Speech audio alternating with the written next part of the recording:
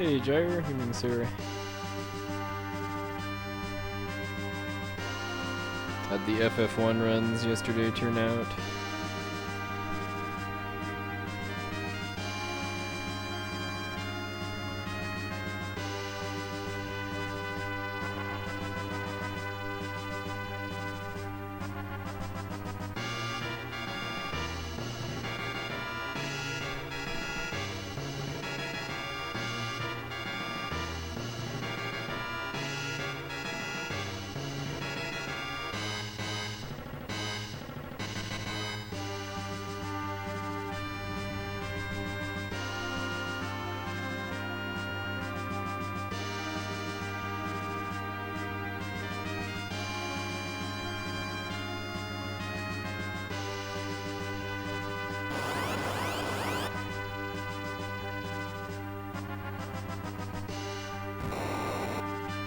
Oh, so you got a new record with no class change. Very nice. 8 DCX. Oh, you meant faster than the other one. Oh, okay. Not necessarily new record.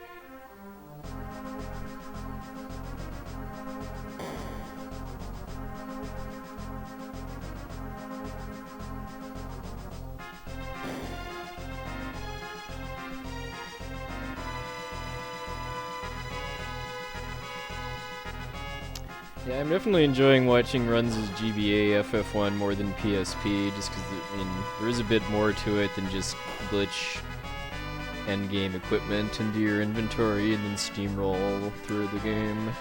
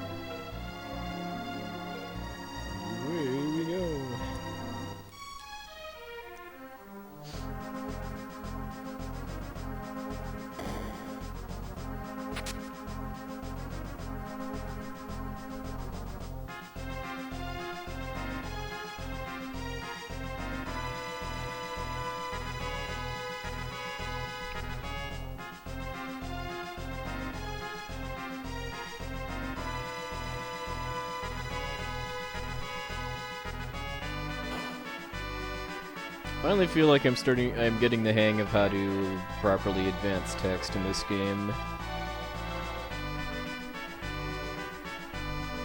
There's basically an optimal rhythm to close the text boxes in longer conversations quickly. That's more than just mashing the button.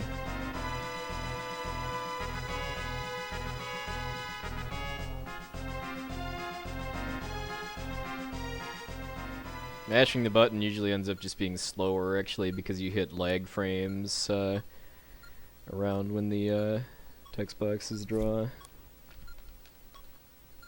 Yeah, like there, that one was a little slow because I hit it a few frames too early.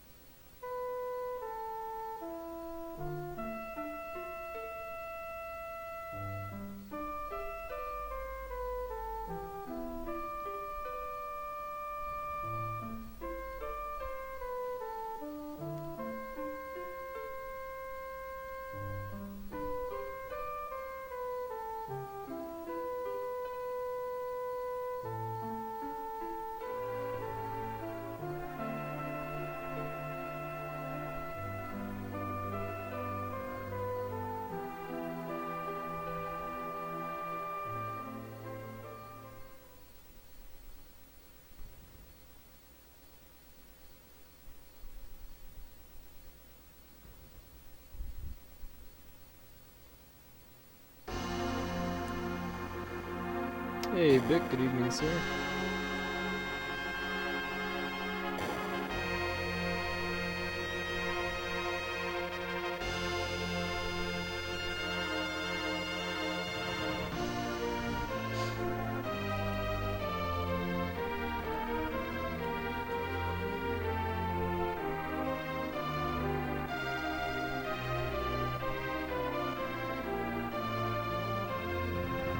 If you mean my shirt, it's actually a yin-yang shirt. You probably can't see the bottom half, but it has Dark Knight Cecil's head.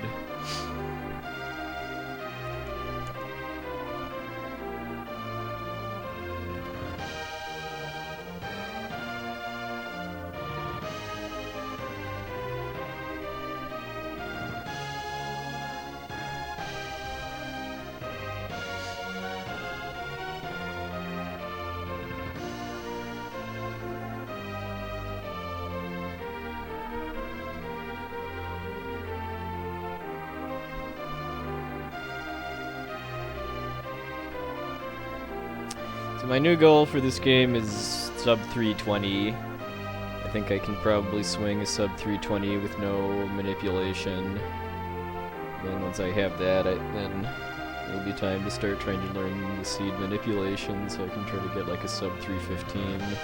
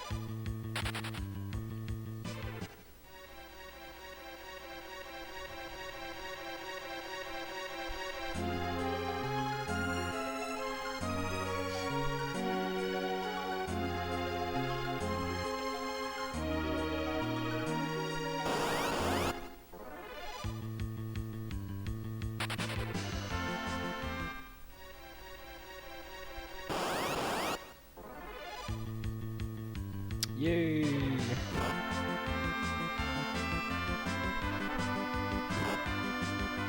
If I go over 11 minutes on Miss Dragon, I'm going to reset. Be warned.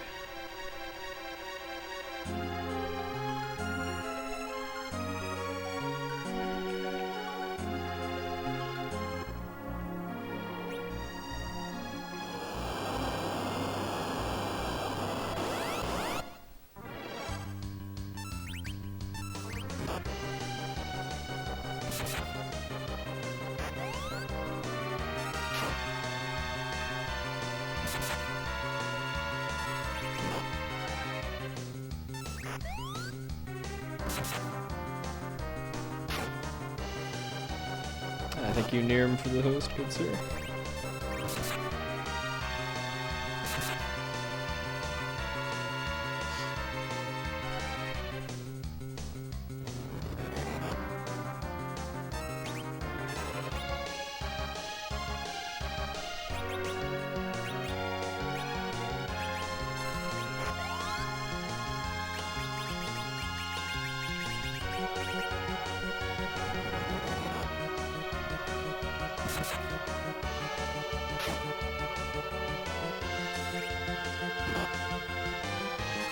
Thank you, Walter Pickles.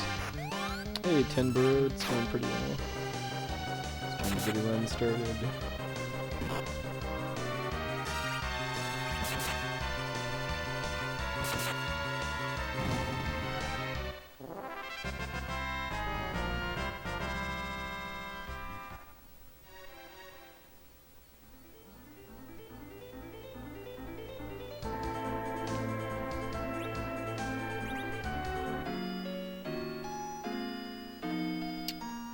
data plet.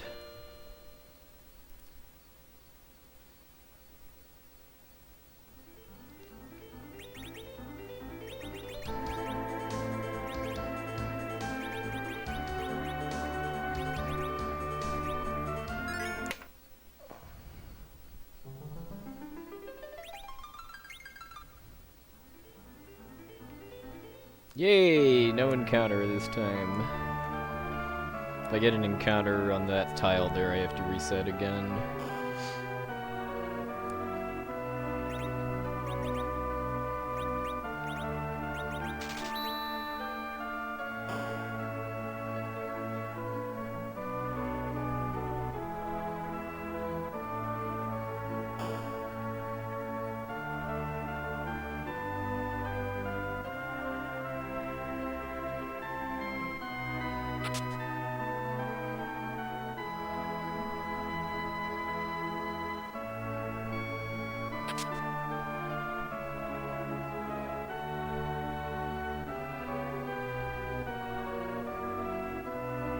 I know, Alta. I mean, this just blows my mind that this is actually possible, given that there's no point in the normal game where you're supposed to be able to enter mist from the east side, because right now, after these cutscenes, it gets cut off by the earthquake. So I would think that if you glitch across using the mist skip, the game would just dump you onto the west entrance like normal, but thankfully it doesn't, so this whole little silliness with the dancing daggers and looting Lydia's house is possible.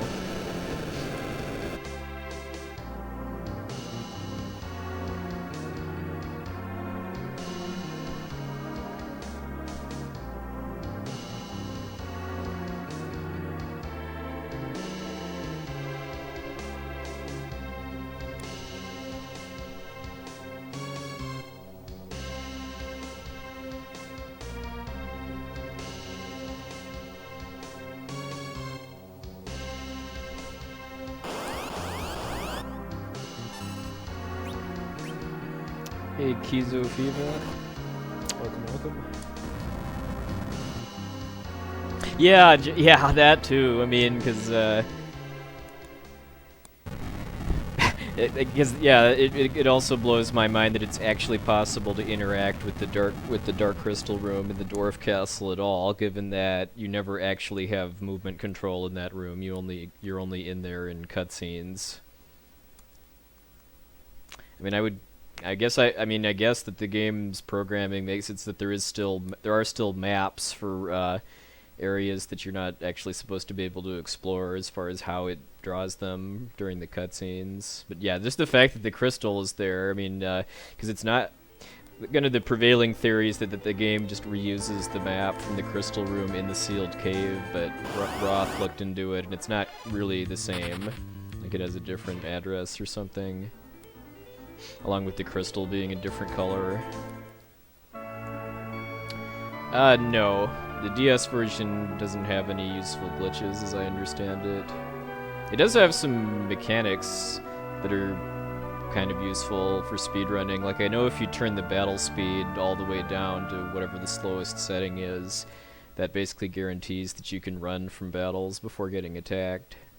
So I know a DS or PC version speedrun does slow battle speed for dungeons and then fast battle speed for bosses. And the augment system is pretty broken too if you use it right.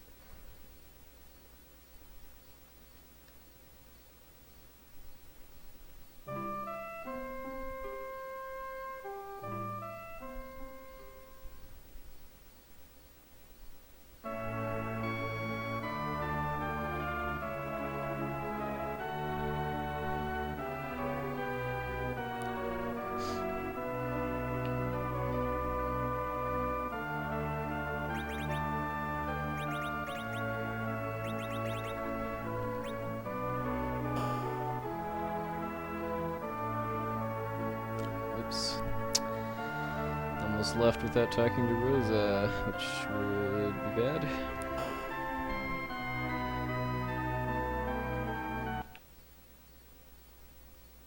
I know something felt weird about going down that way out of Kaipo.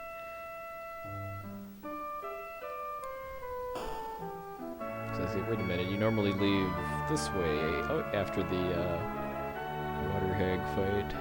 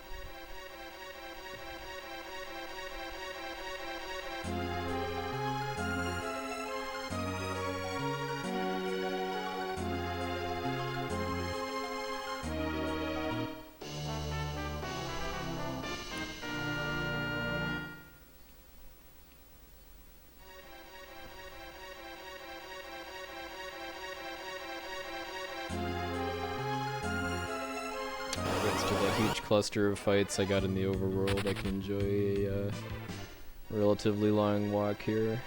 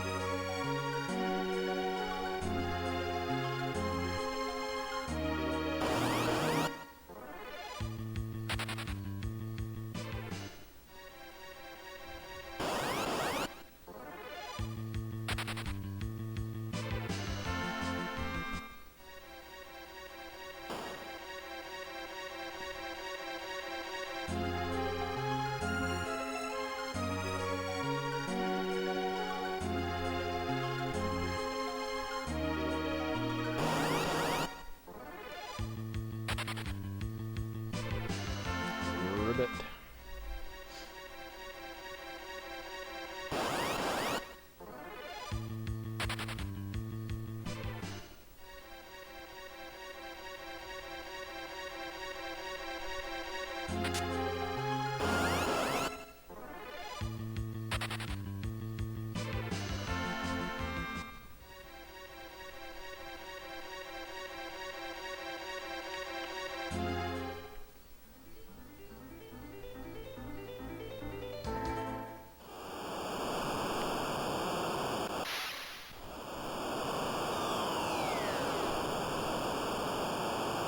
Splish splash, I was taking a bath on a Sunday night.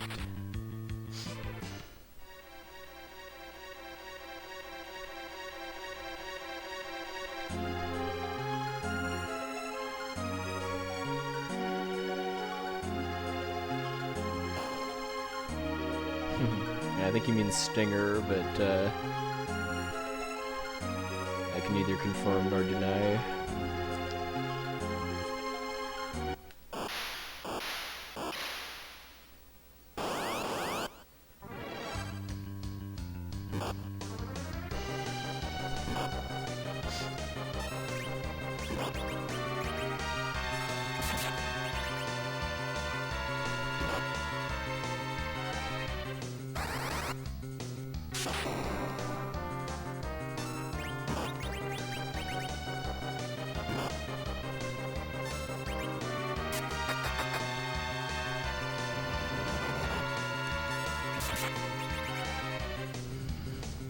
Oh, Yaga is now an Everhate's employee too. Guy's got his tentacles everywhere, he's even worse than Octomam.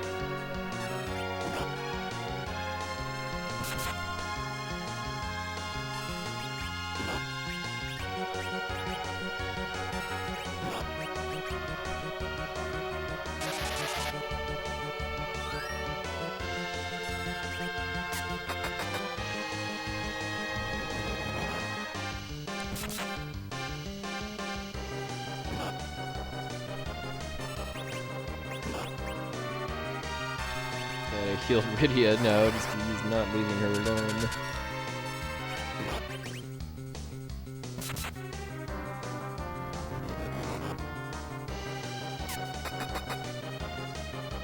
Don't forget MV too. He's got to factor in somewhere.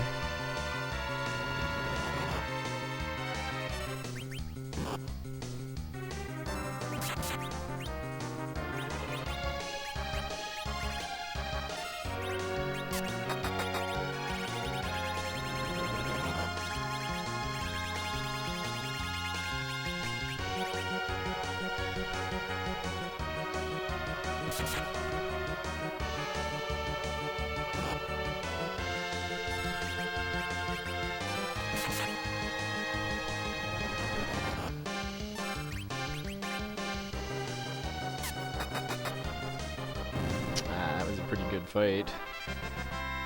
A few input derps here and there, but well, and then I had to heal Lydia, but I had really good damage rolls on the dancing daggers.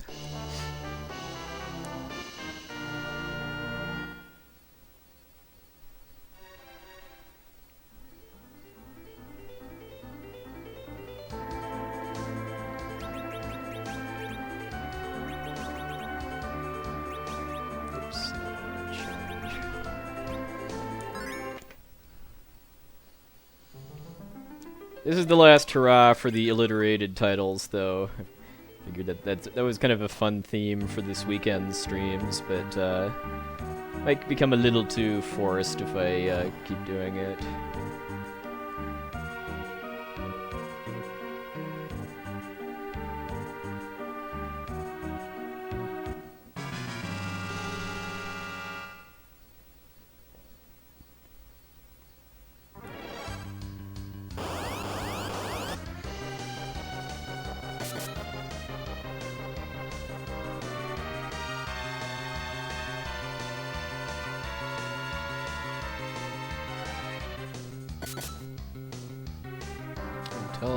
Step up your game here.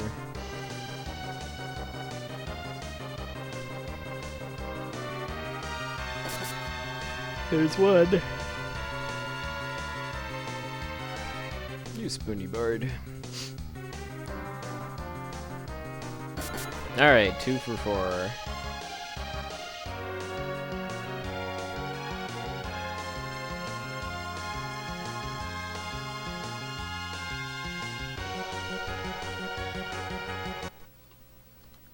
More like Nutella. That'd be my vote.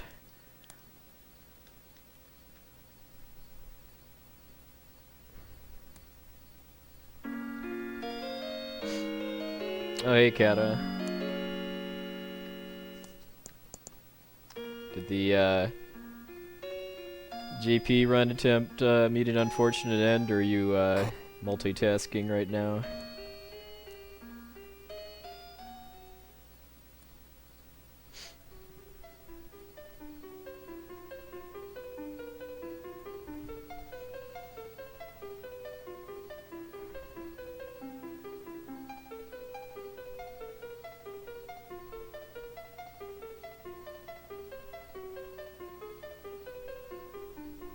Okay. Yeah, if you don't actually read any Japanese, I would highly recommend having like a translation chart for your route notes. So you know like what stuff does.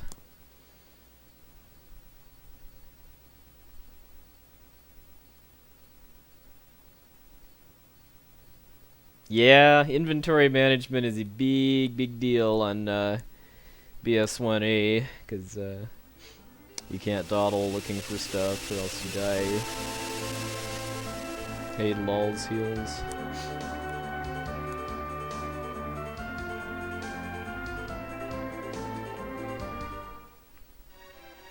Oh, instead of the hourglass, yeah.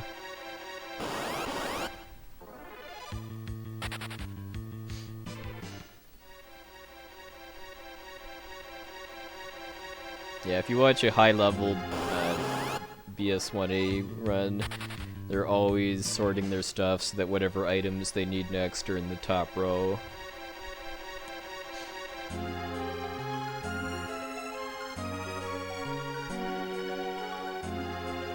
When I learn that run, I'm probably just gonna start with BS1 wait, and then once I actually feel confident with the menus and stuff, I'll do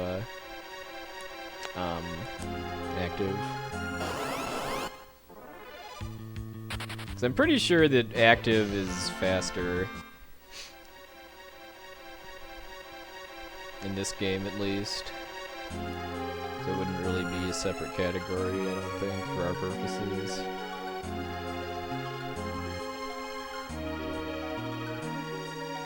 If you mean my like Twitch and Twitter avatar, that would be the good Mr. Palmer from FF7.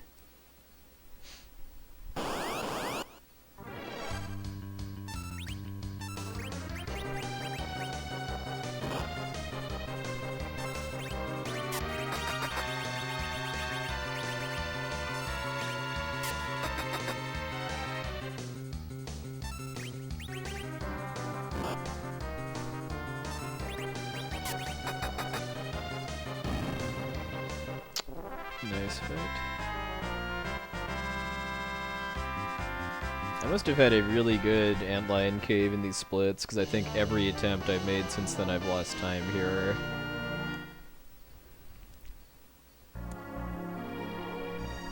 And I didn't get any back attacks this time.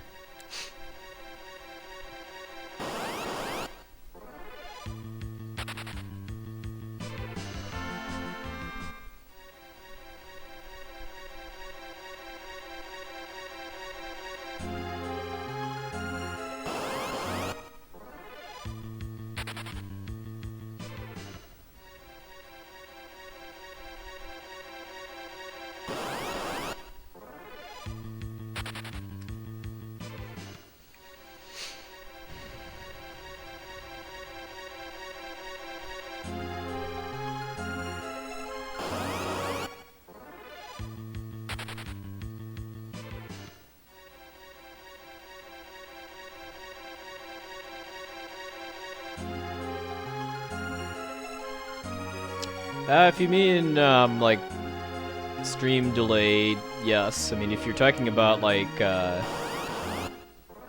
what I'm broadcasting as far as, like, the sync between, like, the music and the video and stuff, no, that should be all real time. The antlion only counters physical attacks in this version, which is why he's the easiest boss in the game if you have dancing daggers. Because dancing daggers count as a magic attack. I think in the 3D remakes, he has like he has different phases where he counters either physical or magical attacks, or both potentially. Actually, well, or no, it would have been the Octomam split where I lost a few seconds because of almost leaving without talking to Rosa. So that would not explain losing some time on Antlion.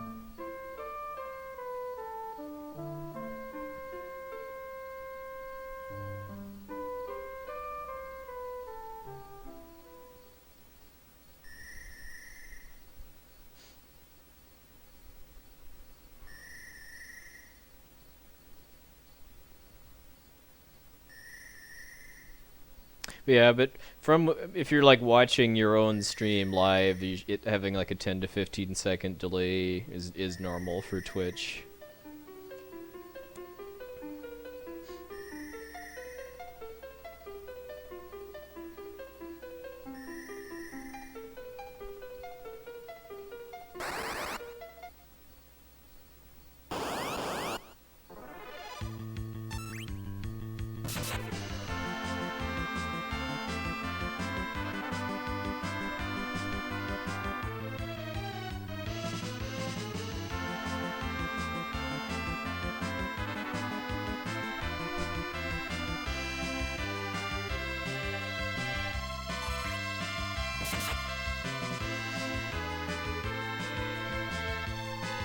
Fun trivia is that this water hag actually has over 42,000 HP, but is scripted to die after getting hit 3 times. Like this.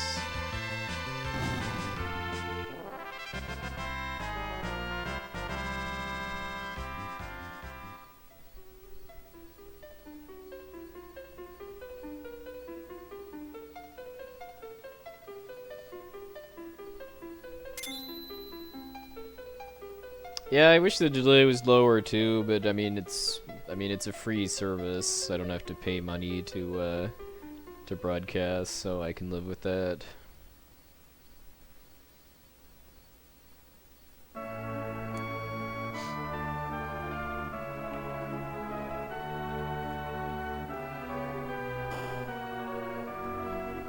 Oh, thank you. Where am I going, by the way, too? That's what happens when I read chat when I'm supposed to be moving. Yeah, once that Chrono Trigger Run VOD gets uploaded to archive.org, I'll put it on my YouTube channel. I'm waiting to watch it again myself until then, but I was really happy with how everything went. With how Essentia and I played and how the commentary and everything went.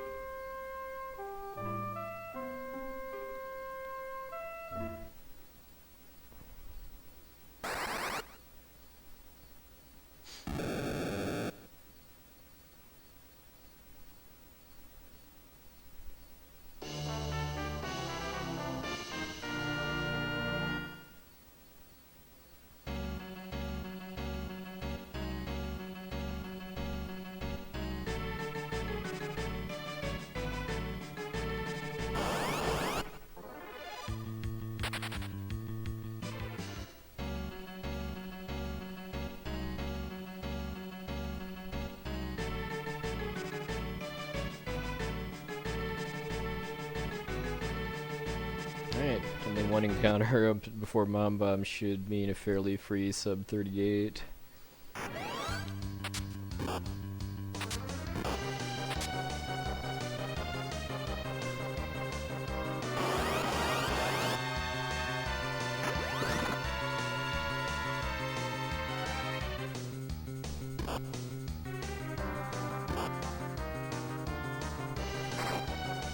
That doesn't help though.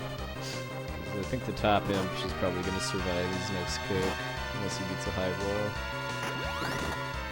Which he did. Nice. Nice.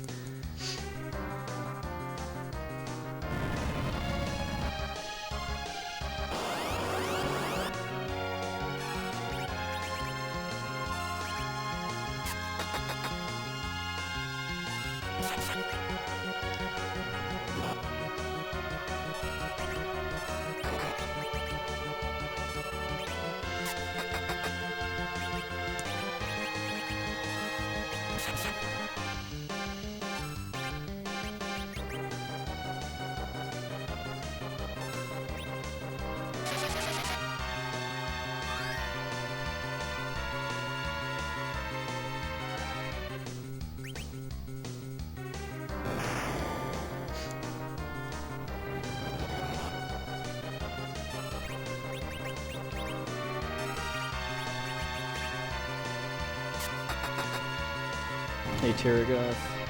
Doing pretty good.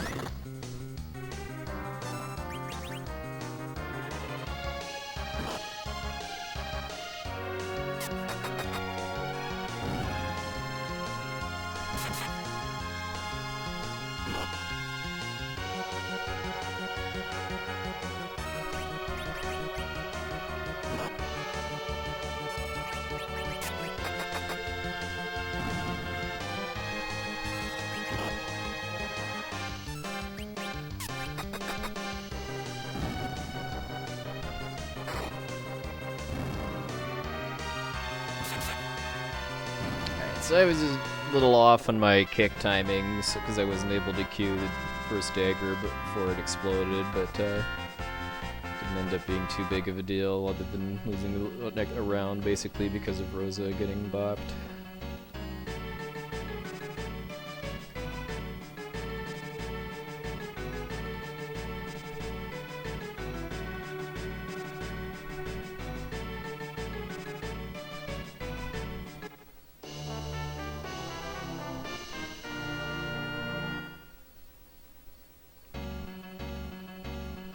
Yeah, I did use a glitch to get dancing daggers much earlier than I'm supposed to be able to, which is why they're pretty OP at this point. But they do get outclassed fairly quickly as far as actual damage potential. They do have their uses pretty much the whole game for like getting attacks from the back row that ignore row effects. Having your character's suicide is pretty easy with dancing daggers because they can't miss.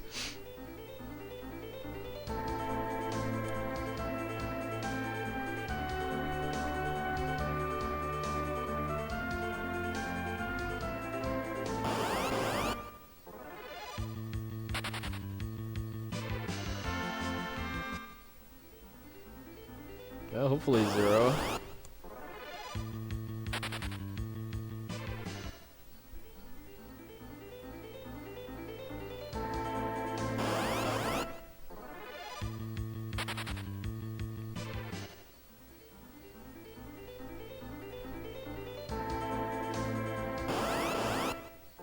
Well, this walk started out okay, but then I hit a cluster of encounters, but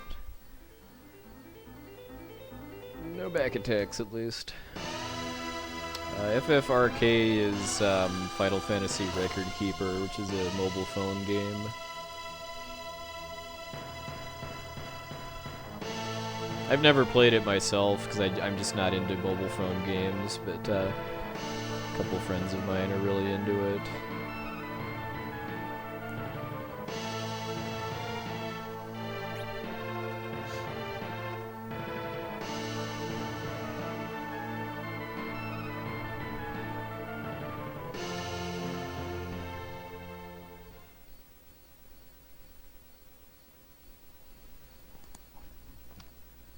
Alright, fumble time.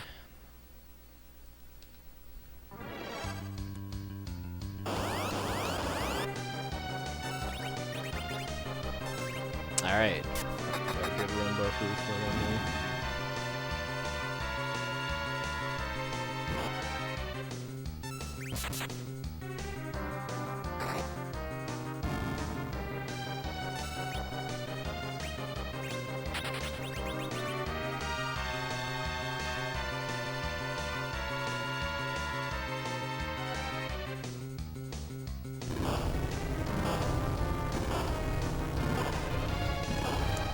My thing is usually if I need to just kill time for a bit and I have my phone, I usually just like read Twitter or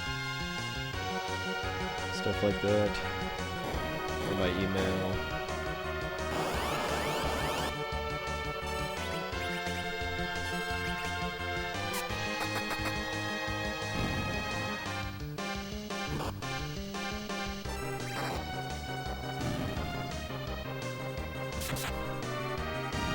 Hey, Biscuit Mouth.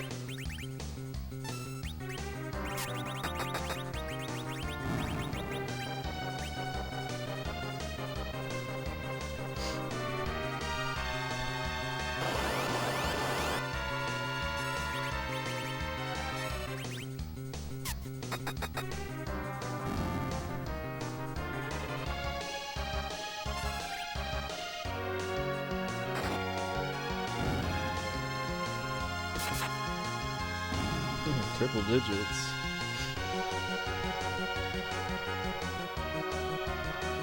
Hey, Brosentia! Or maybe I should say, oh no, it's Brosentia.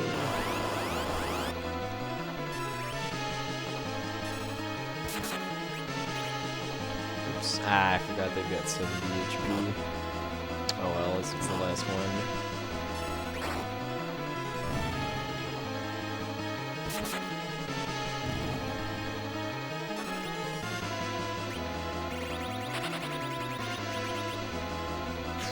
Yeah. Oh yeah. I'm sorry. Oh yes, it's Brosentia, the conqueror of the nightmare known as NES Home Alone.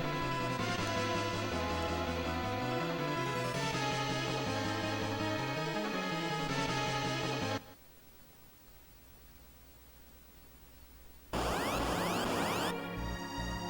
right, let's get a perfect cane and have us a pretty solid fumble segment.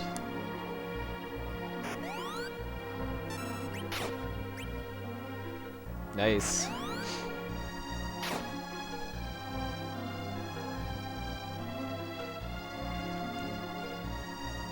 Alright, well, it could have been a little bit better if I hadn't had Yang attack the wrong soldier in the last fight, but other than that, that was really good. I know, yeah. I think your sister said the closest she was able to get when you were kids was like 5 minutes left or something.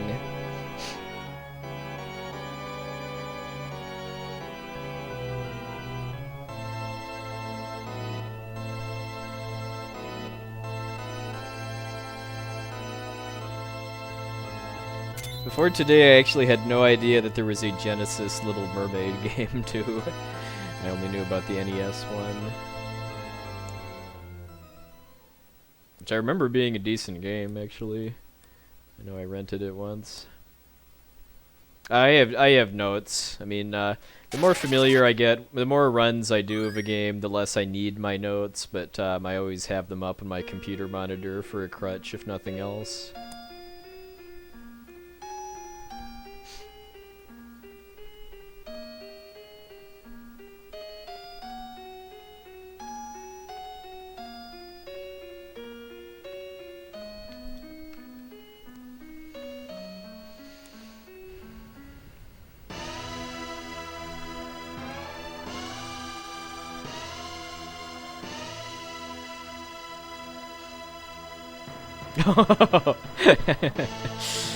Oh man,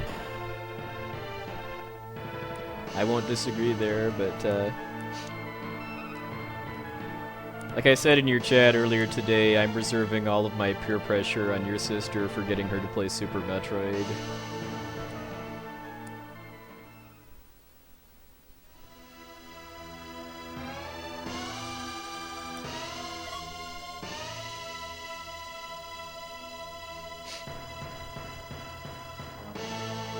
I brought my cart to SGDQ, but she wanted to practice Chrono Trigger instead of play Super Metroid.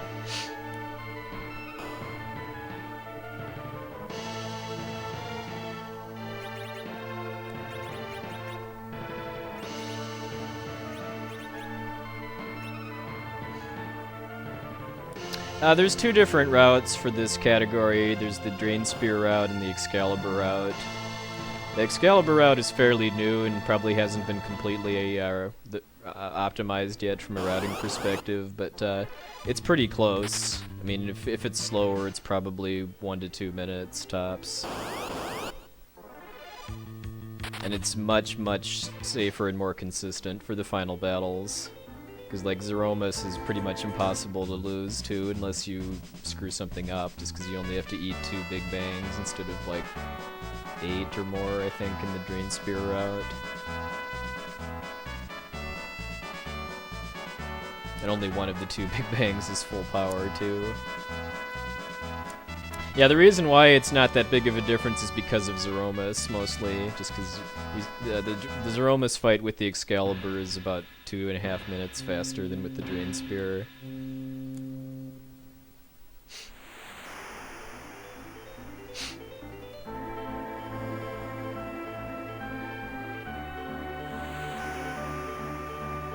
The downside to the Excalibur route, though, is having to get the Excalibur. I mean, because you have to go through a pretty dangerous cave in order to get the rat tail as part of the Excalibur side quest. Because there is a specific monster in that cave that can kill you if it back attacks you. Hey, Ibiza.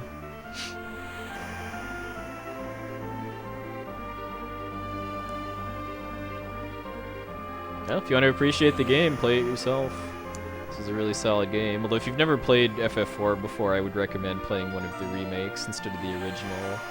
Just because this may feel a bit dated if you don't have nostalgia for it, like I do.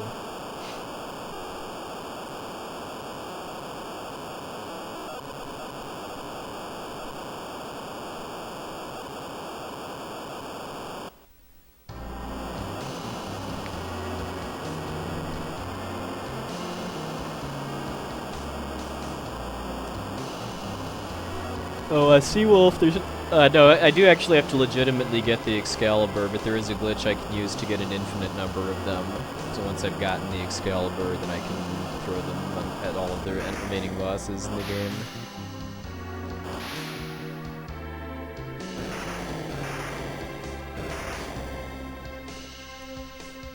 Yeah, it's not long either. I mean, like a casual blind playthrough, I wouldn't really expect to take more than like 20 hours or so.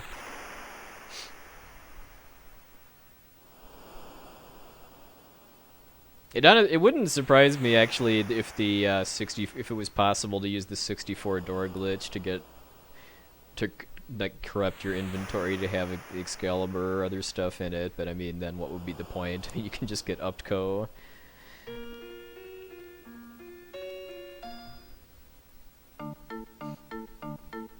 Oh, I didn't know that. Yeah, 3:35 is a pretty... Wait, wrong shot. 3:35 is a pretty respectable time for like a year or so ago.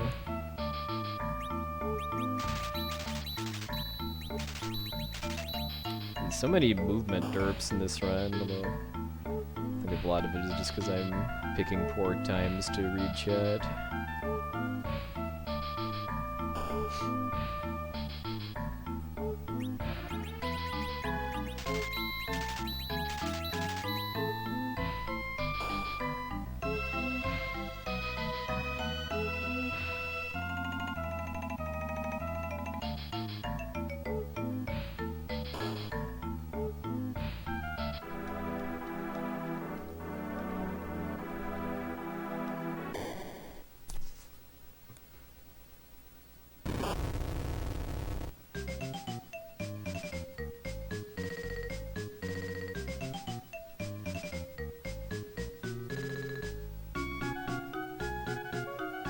Yeah,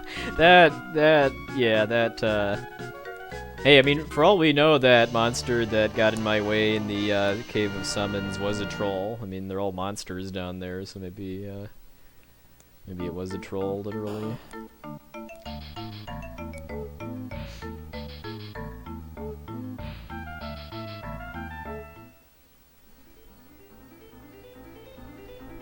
Yeah, the space part of FF8 doesn't really look too much fun for speedrunning just because it's tons of cutscenes and not a whole lot of action. Oh yeah, I think I saw that on my Twitch highlights that Zost PB'd again. He told me at SGDQ that he's trying to go for 28 game time now, which is like, what, like 43.20, 43.30 or something real time? Or no, I'm sorry, 42.20 or 30.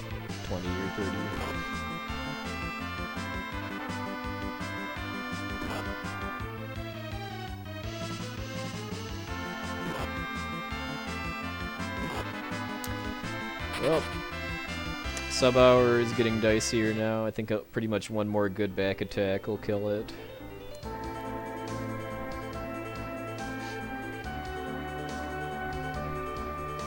Yeah, because I'm not. Because I didn't hit this cutscene before 53 minutes, and I'm still not even to it yet. Oh, there we go. All right, bye bye sub hour.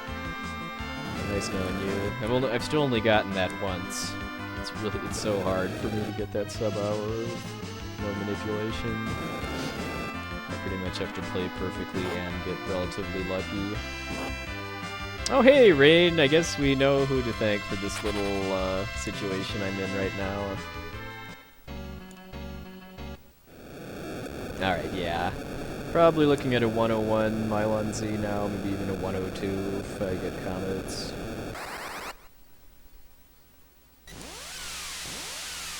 Yeah, FF8 does have a really good soundtrack. It is the only one of the Super Nintendo and PlayStation Final Fantasies that I have no interest in speedrunning, though.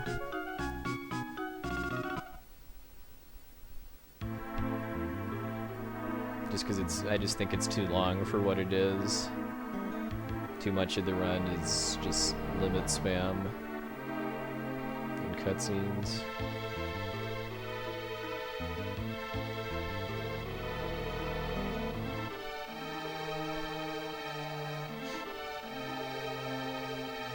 $42.27. Well, he's getting closer. I know Cot Power has a 42 now too. Those guys pretty much trade the record back and forth constantly at Super Metroid.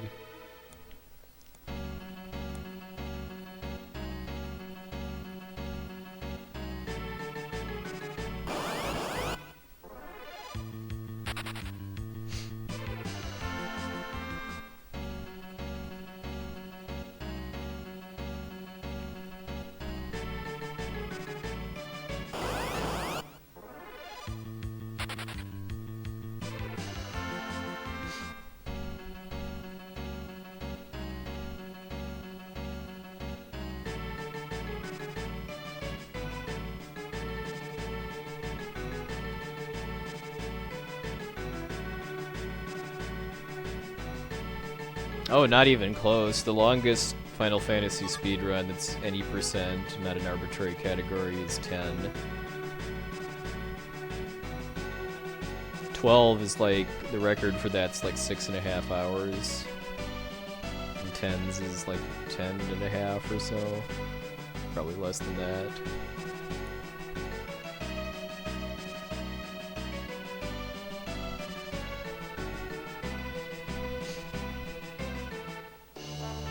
Twelve is a very long game if you actually watch all the cutscenes, but fortunately there is a cutscene.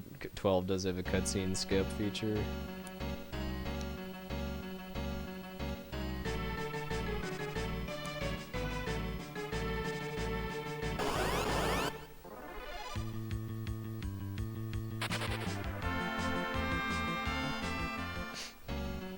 Well, what do you mean allowed? I don't. As far as I mean, the only game I know that has like skips that aren't allowed is 9 with skipping FMVs, but skipping FMVs in 9 on a PS2 is actually a PS2 Slim is actually really painful.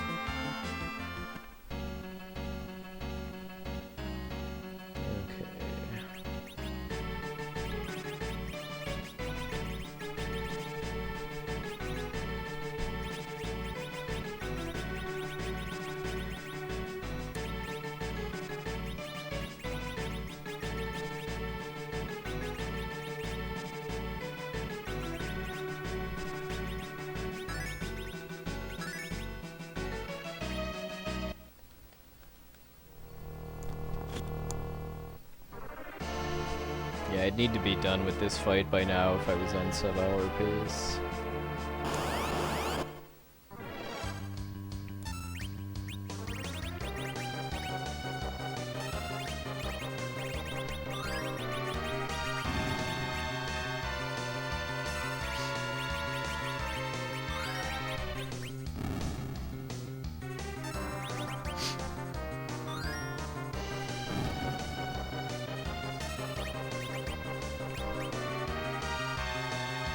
Yeah, he's wearing a Twitch hoodie.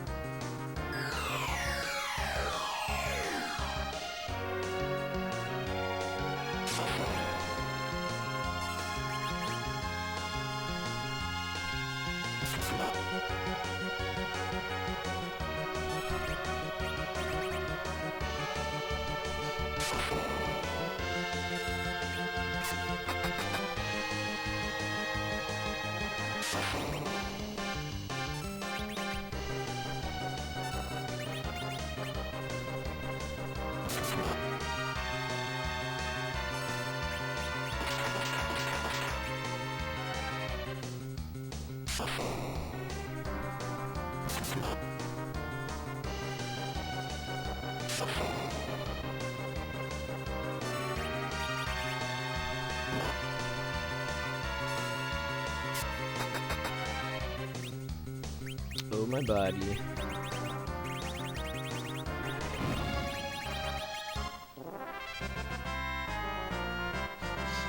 Yeah, there's a couple different strats for these battles, and what I'm using is called the Fire 2 strat. Hey, Jen. Okay.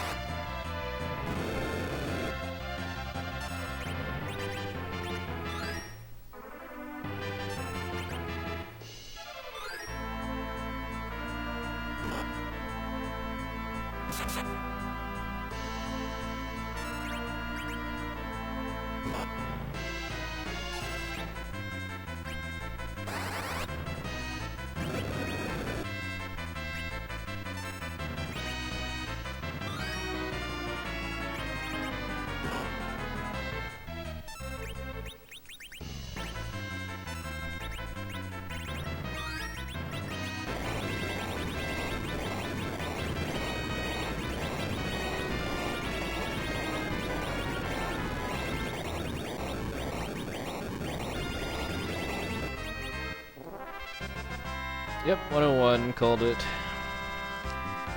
Thank you, back attacks. Although I still feel, I mean, it doesn't really feel like it was just the back attacks that cost me the hour. It's all, I mean, it's really hard.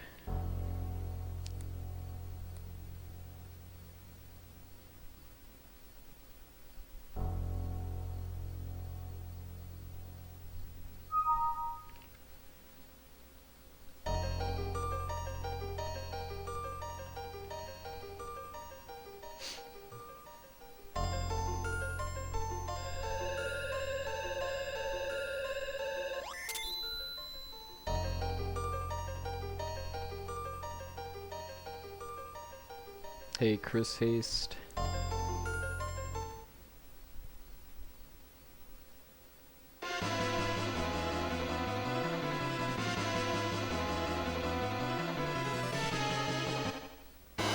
Yeah, this is a pretty early Super Nintendo game.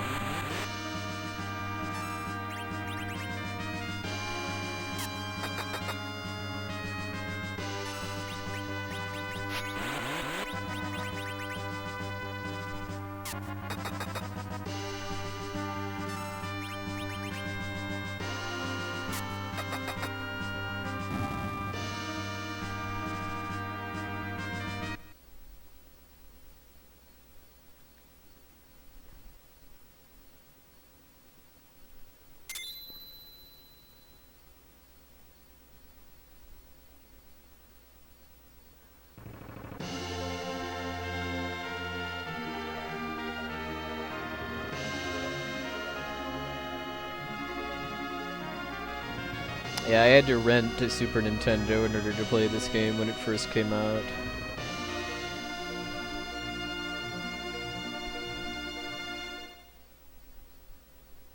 Hey, Odin Smash. It's been going alright. I just got wrecked by back attacks on Mount Ordeals, but that's what this game does. The sub-hour Mylon Z is still a dream that I've only realized once.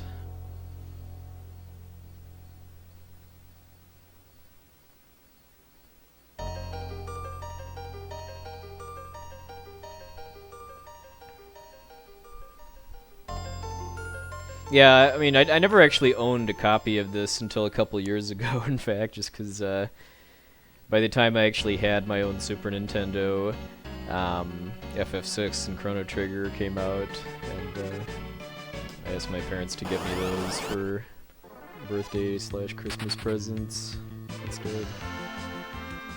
Yeah, that Dark Elf Cave last night was pretty special. I got 5 back and surprise attacks in a row. Mystic Quest was after this. I forget what year exactly, but the English-speaking world basically got Mystic Quest instead of FF5. Oh, no, not 8. 8 years after this would be 99. That's when, like, FF8 came out. More like 1 or 2 years.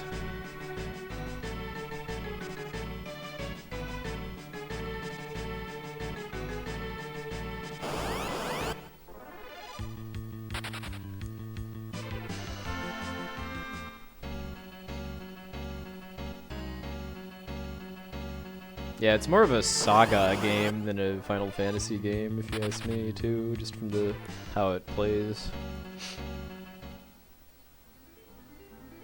Yeah, ActRaiser, I believe, was a launch title for the Super Nintendo.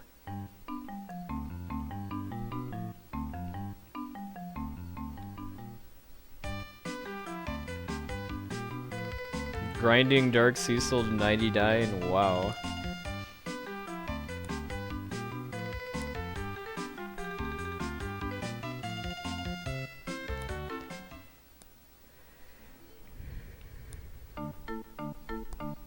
Hey, Digital Dragon. Ah! PC troll.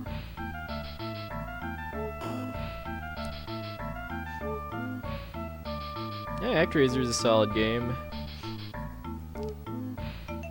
It's this kind of it's kind of this fun hybrid of like SimCity style world building where you only it's a little more than that because you get to play God basically, literally, and then there's 2D platforming action too. ActRaiser 2 is a good game too, and it's one of the hardest games I've ever played. Just beating the game on normal mode feels like beating on any other game on like hard mode.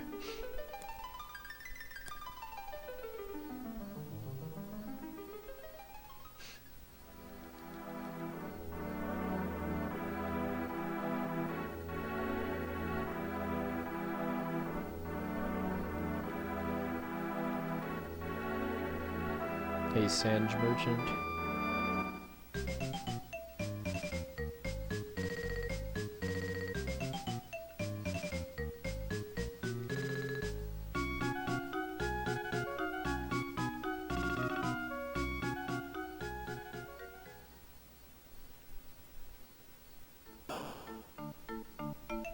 Soul Blazer is an amazing game. Still is.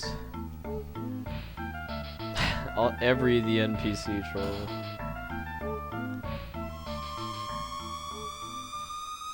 Hey, Rotorstorm. I think pretty much every opportunity for an NPC troll has happened in this run so far.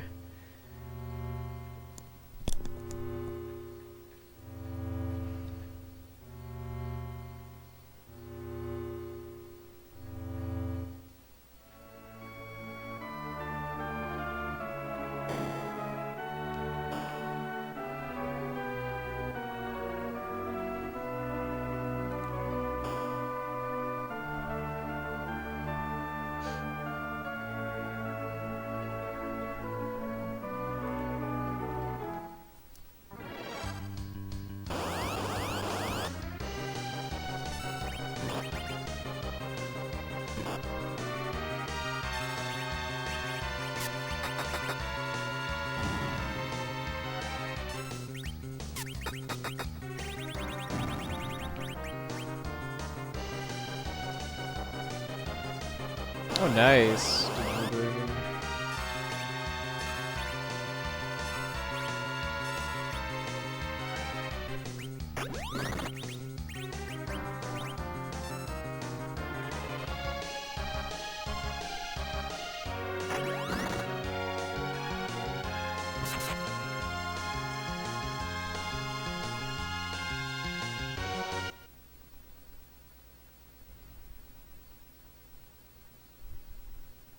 I tried to play Phantasy Star 2 once and I just couldn't get into it because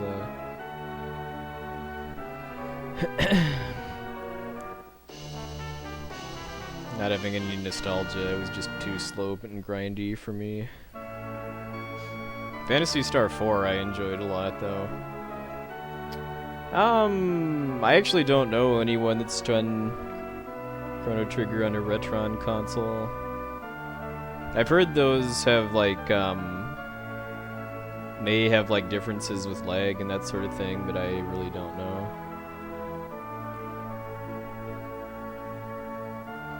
Shouldn't be too hard to get a SNES, like on eBay or something.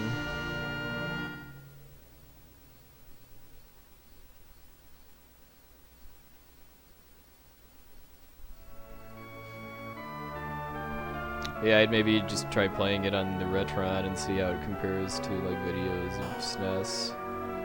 'Cause I honestly have no clue how it compares.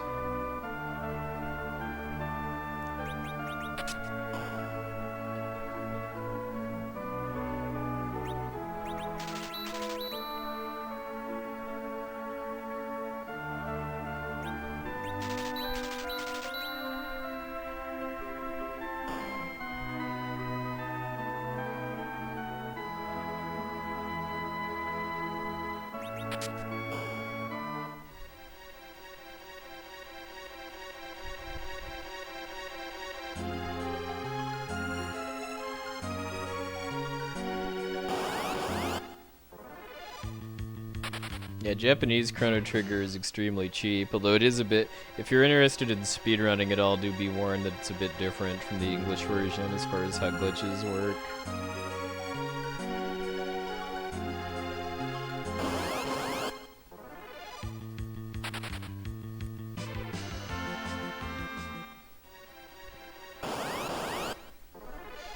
Oh yeah, I had some fun times with Ogre Battle. I wouldn't mind getting a card of that, but every time I've looked, it's been expensive relative to how much owning a card of it versus just having the ROM on my flash card is worth to me.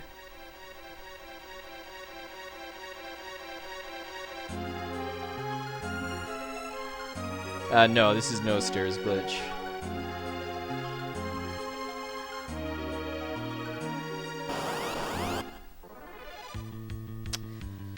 Man, I'm definitely losing time on this split now. I've had a really, really hard time keeping a lead past this point in my last round of attempts, even though these times aren't really all that hot.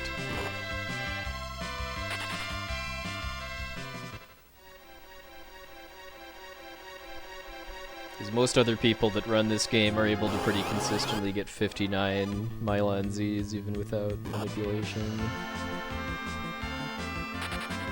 Hey, Mabilami, thank you.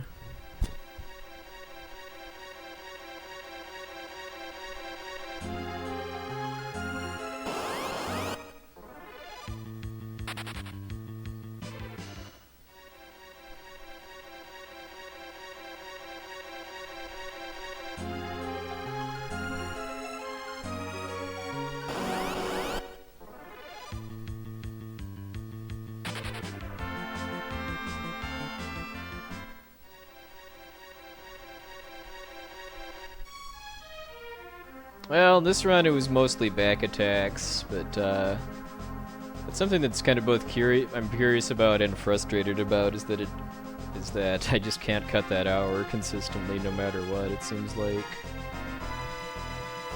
The only time that I cut it was only by 18 seconds, and that was with getting extremely lucky and playing very well.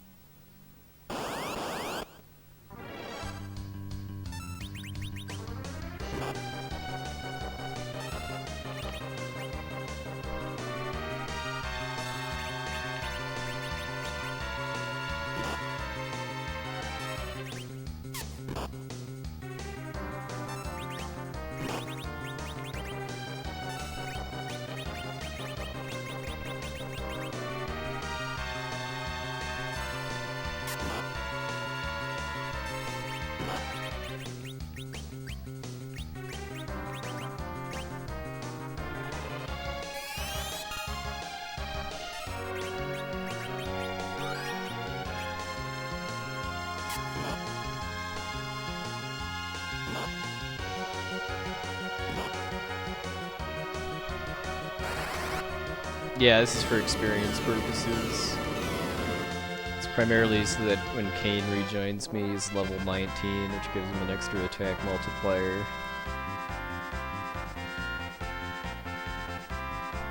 Apparently not, PDT.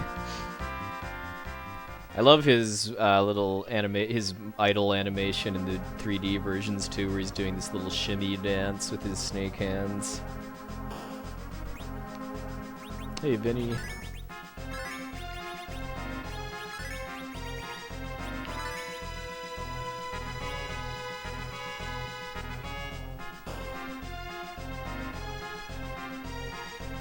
Let's see if I can get the wave skip.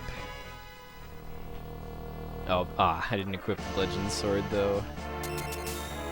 I've never actually, it's been a long time since I've actually been able to do that during Bagan, just because Cecil always gets hit so hard.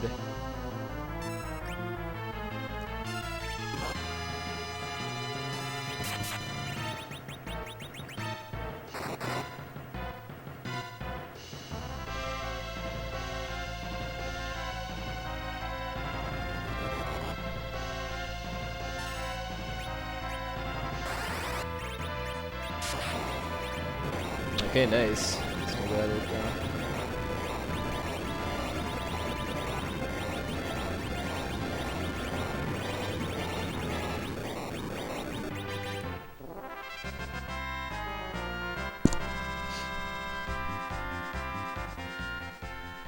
Well, this is pretty much the same pace I was on last night, where I was ahead as of like entering Mount Ordeals, and then just got owned by back attacks there.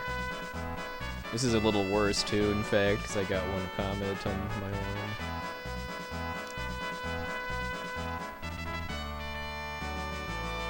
own. No. The wave attack in this version, it just does damage based on how much HP he has. So that's a nice thing about if you can get the wave skip. Even if you get a bad damage roll and it doesn't kill him with Didlet 3, then his wave will do basically no damage to you, because like it'll do like under 20 damage basically because of how little HP he has left.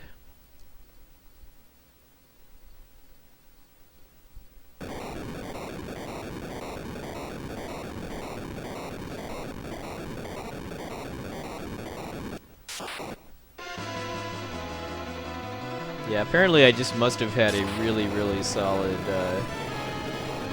like this part of the run in my splits, because I always lose time here, and it's always a lot too, like over 30 seconds.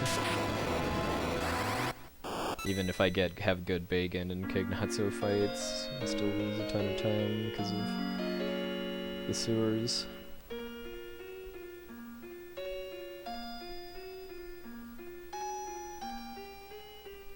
Mac cheese.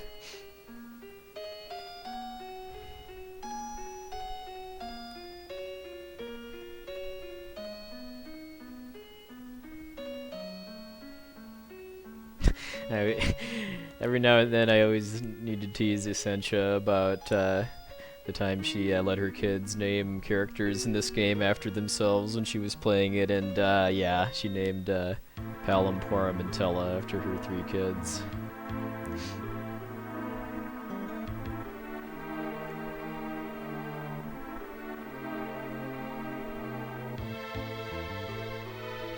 She also came up with mac and cheese too, which is why I was thinking about that.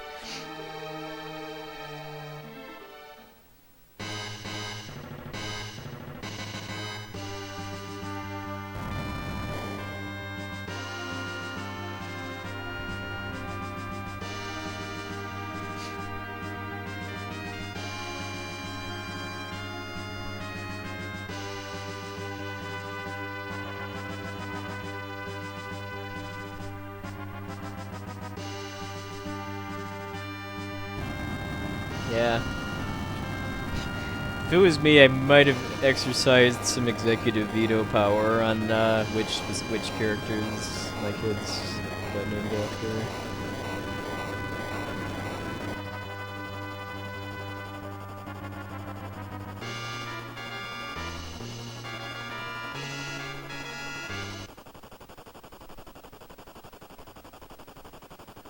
Hey, Golicious. Thank you, Rotorstorm.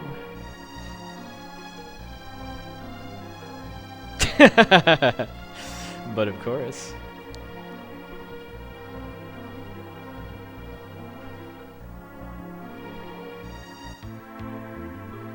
Yeah, I never used Naming Way in any of my playthroughs of this game. I don't like to rename characters when I'm playing games casually. Pretty much only do that for like speedruns and stuff. Like marathon practice speedruns, more specifically.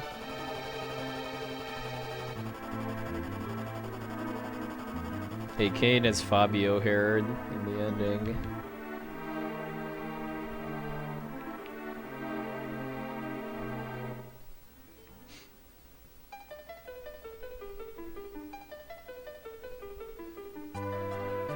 Before this game, he starred in Iron Sword, Wizards and Warriors 2.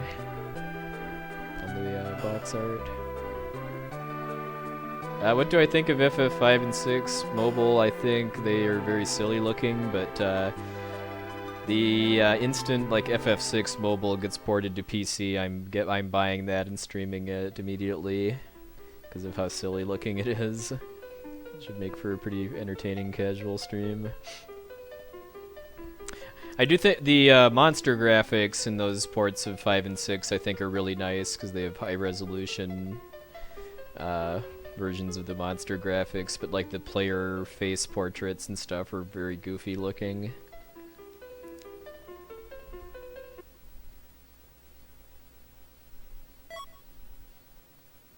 Yeah, naming way OP.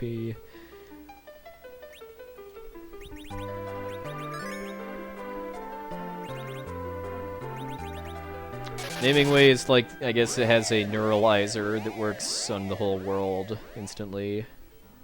It's like the Men in Black.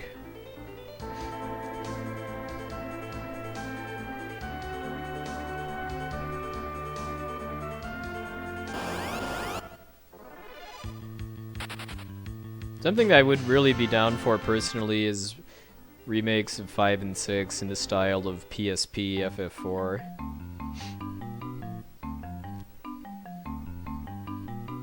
Come on. Okay, that was actually a really good chocobo catch there. I have not mastered the art of the chocobo catch, so I can pretty much only do it when they run into walls.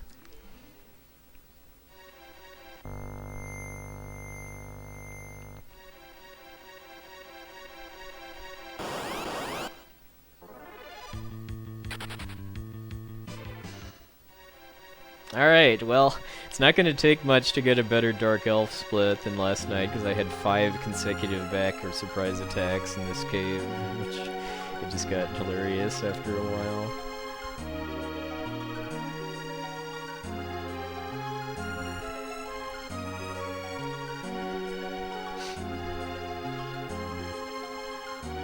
Yeah, in the remakes, I forget if you actually see the exterior of the Tower of Zot, but it's a little more obvious that the airship is going up into the sky, and then before you enter the tower, instead of just flying to the north off screen, like it kind of looks like in this version. Yeah, Leo. My all-time favorite is Gestalt, though.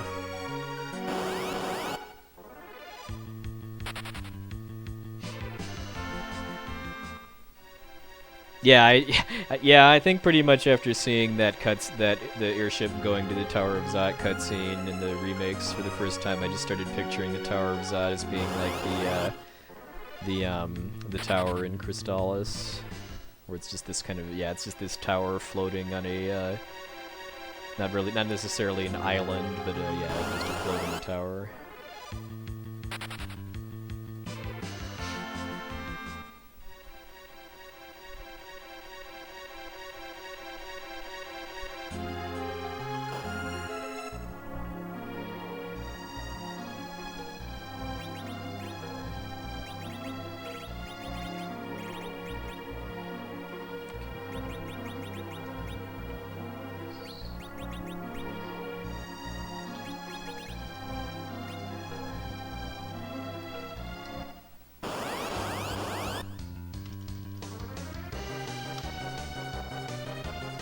Me attack you. That's the tragic loss at this point. That's one of my favorite lines actually, is just me attack you. Glad I skipped that whole part by having my whole party have metal stuff equipped.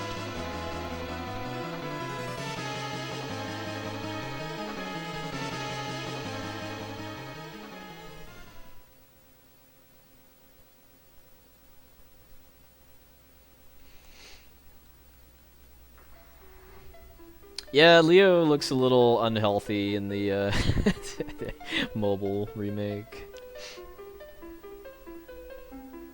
Somebody needs to pull up Gestalt's face though, just because that is pure gold.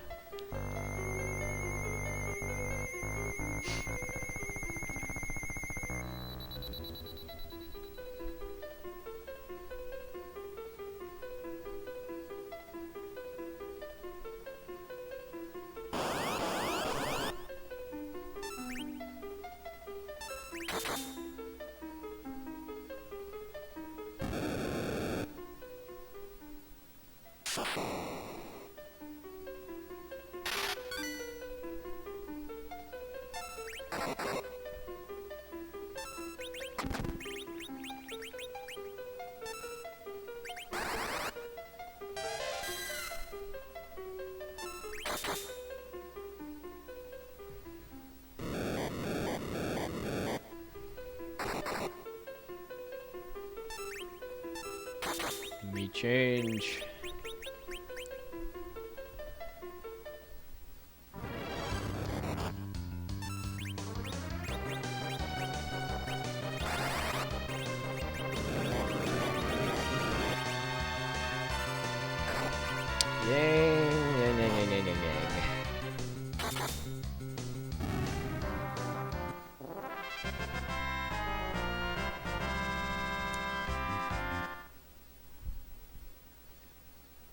Only missing once isn't too big a deal, though. If you miss twice, that's bad because then he'll use his Dark Breath attack.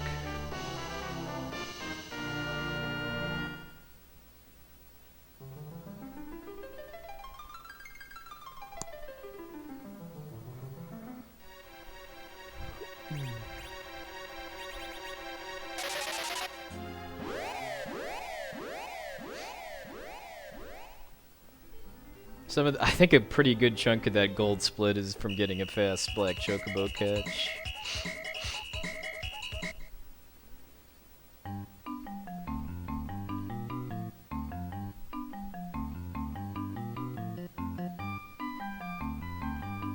Oops. Being made up for by a pretty bad yellow one. Yeah, we're gonna have some sibling rivalry over who the third person to finish their exchange game is. Sanchez started working on FF12, but I don't think is really all that far into it yet. Maybe like a quarter or so, if even that. Oh, come on! Another one? NPCs, please.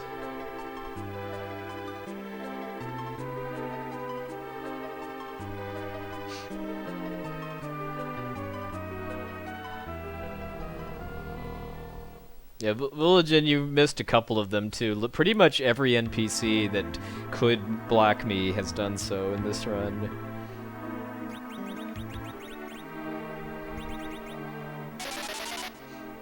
I did a 4-job Fiesta race with some other people as part of the start of the Fiesta, but I didn't end up doing a normal one after that.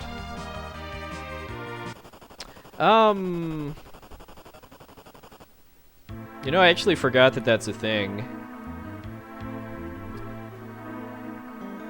Are you is there like I mean, are you trying to get a specific seed, or is, I guess, is there something else other than just the RNG seed that affects the chocobo? Because now, yeah, I do remember people talking about resetting before the chocobo, but I've never looked into what all that involves.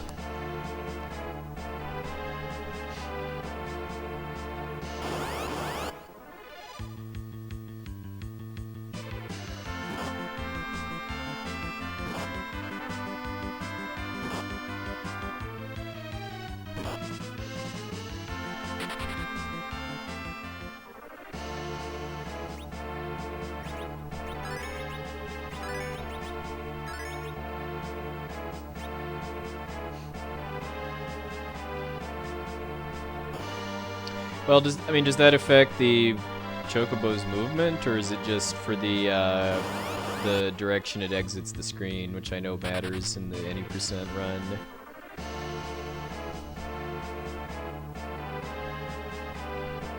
Oh, okay. So it's not based on the encounter seed. Then it's some other kind of counter that reinitializes. Well, I'll have to look into that then, just because I've gotten trolled really, really hard by that chocobo many times.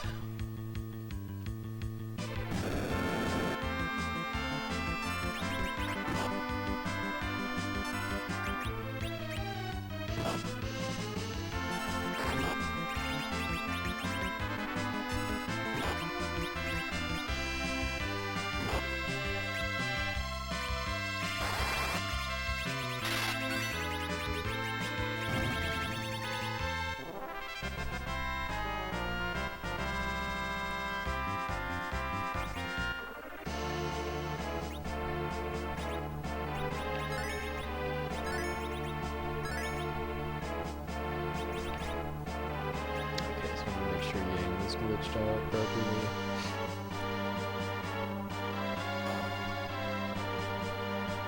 Also, I probably should have only potioned Cecil once, just because I need to MP underflow. Well, you know what? Actually, Tella's MP is low enough that well, no, because I am going to get a Cure 4 cast as part of the MP underflow, and I could have just used that to top off Cecil.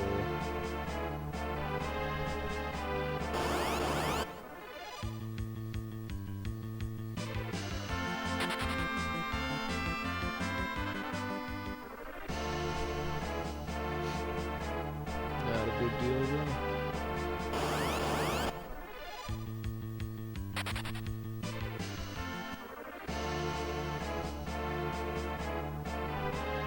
It's so that I can duplicate cat claws after I get that in the Tower of Babel. In order to do the weapon duplication glitch, you have to prepare one of your character's arm slots for it. I did that during the Dark Elf fight.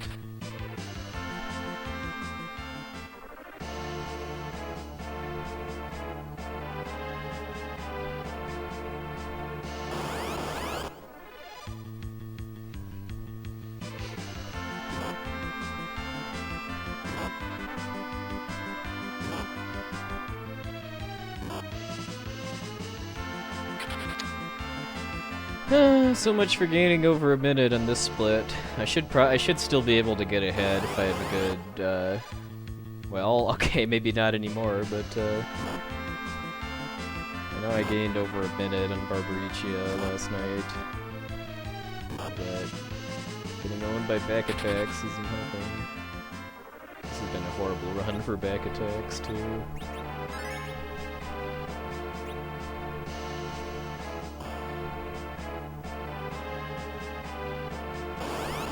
Another one.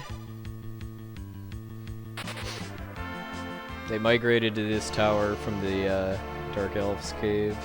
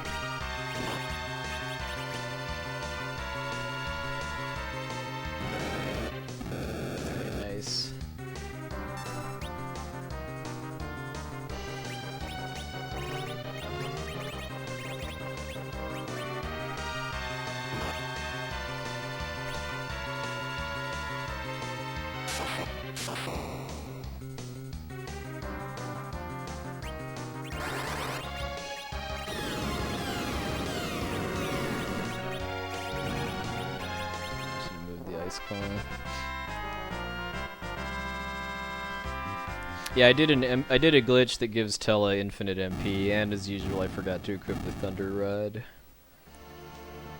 There's always something that distracts me and makes me forget to do this during the fight, and this time it was thinking about killing Yang.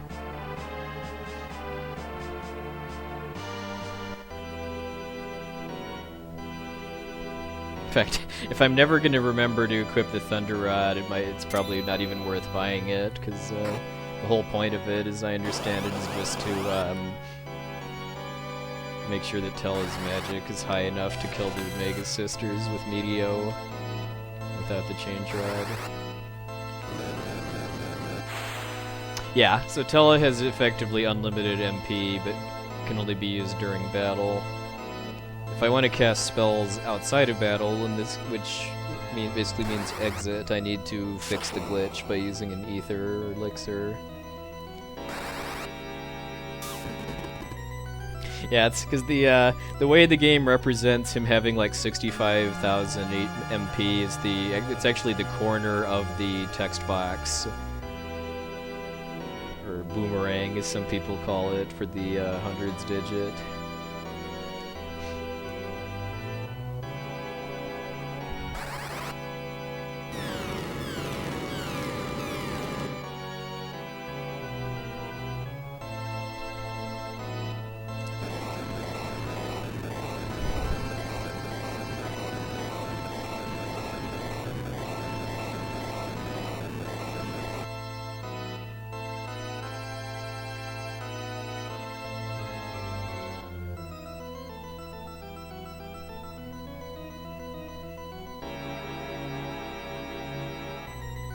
Yeah. I could go for a boomerang amount of Swedish fish.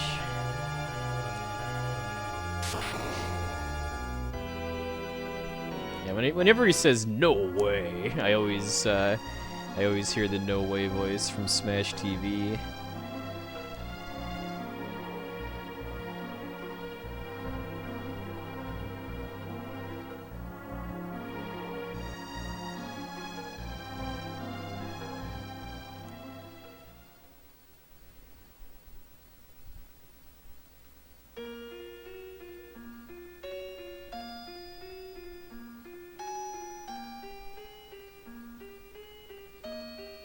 Big money, big prizes. I love it.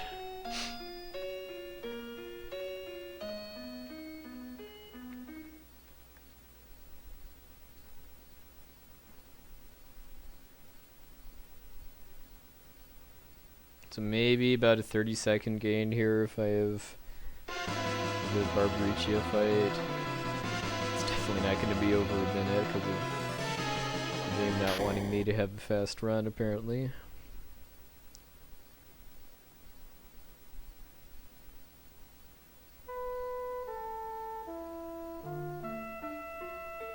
Getting cozy.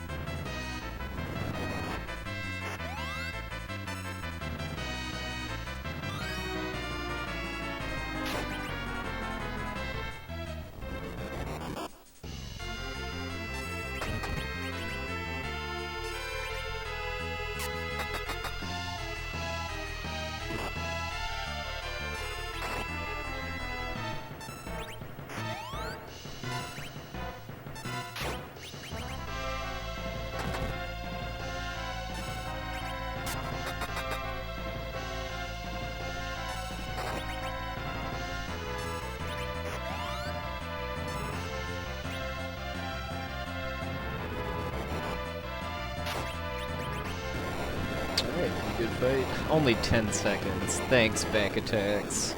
So yeah, I lost over a minute off of what I could have gained here because of back attacks. Yeah, that's a really pretty significant thing you can do in the Japanese version is use spider webs to do max slow. Almost every dangerous boss gets that treatment in the Japanese version route. Once I've gotten a respectable time in this versioning category, I do want to do some runs on the Japanese version glitchless.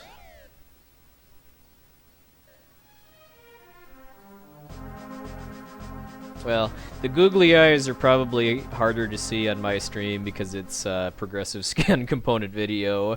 You have to look at this on a CRT TV, preferably with like an RFU adapter, which is the lowest possible quality video signal, in order to properly see the googly eyes, as I did back in the early 1990s.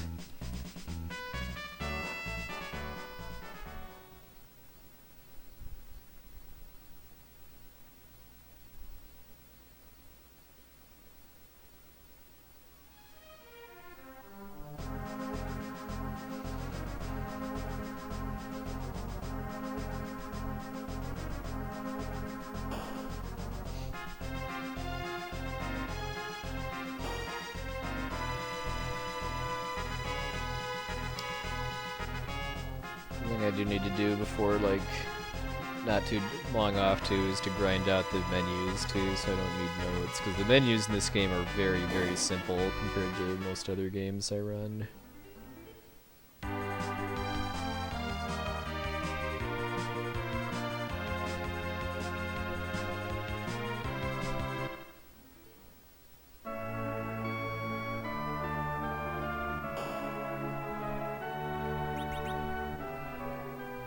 That's when she's in tornado form, her face always looked to me as a kid like googly eyes.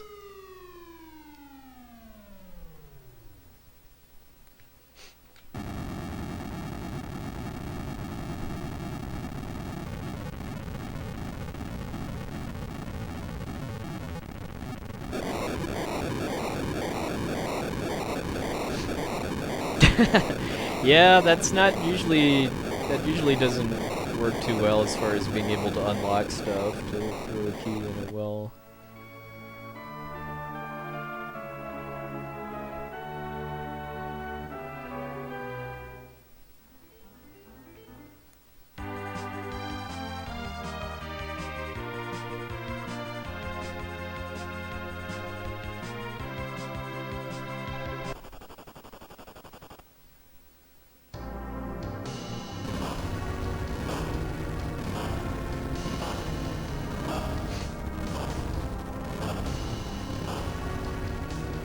No offense to yay carrots.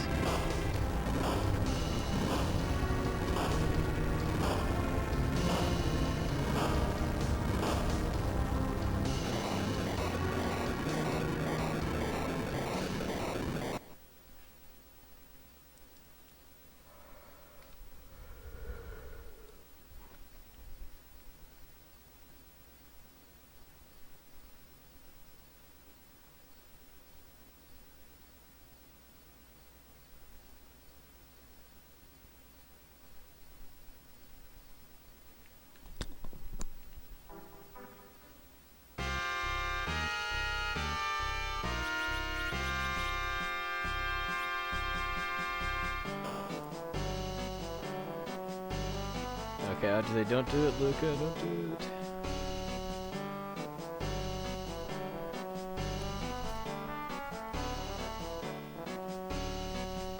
Yeah, the theme for my FF4 attempts this weekend was alliteration.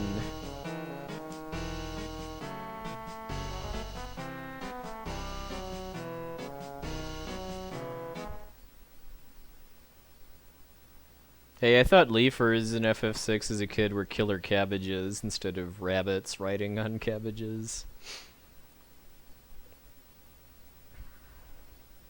I think pretty much all of us were weird kids in some capacity. Hey, Ravine.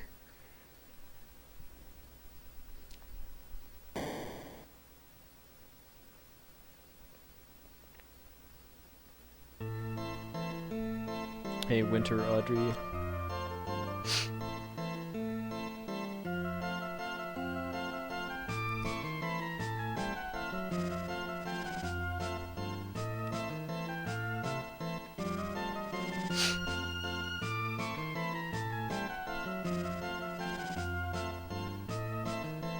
So last night I had an awesome Calcabrina fight and I got damage trolled by Golbez, so let's see what happens tonight.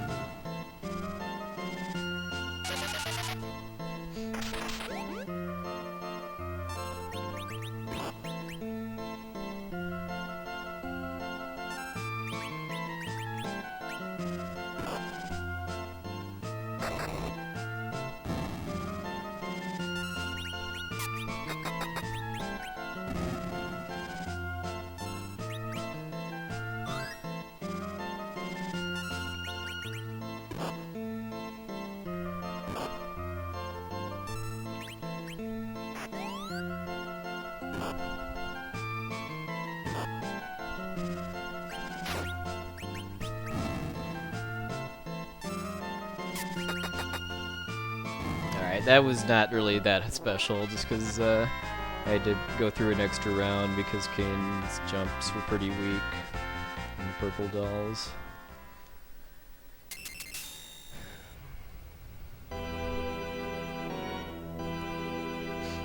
But let's see if I can not get damage trolled by Golbez too, as far as him surviving Cecil's attack.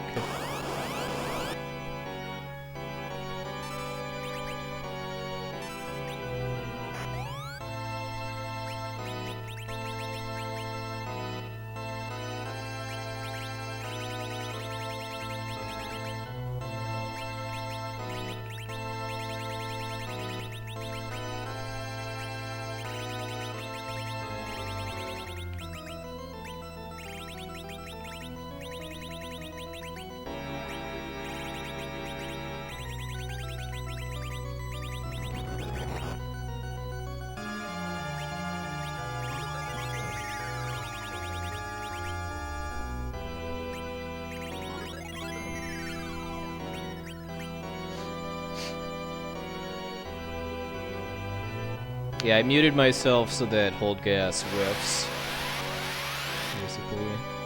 And I can do all that equipping and stuff during the cutscenes. Okay, decent jump there, and... Why? Alright. Not gaining much time because of Calcabrina being slow, which is unfortunate.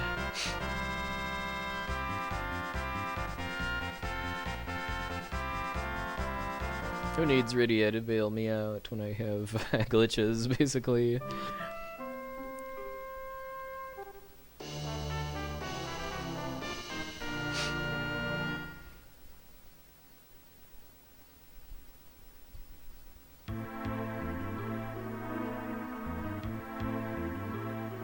Well, this is a bit disappointing. I was hoping to be further ahead, well, to be ahead at all at this point, which, I mean, sub 150 Golbez is a pretty realistic milestone.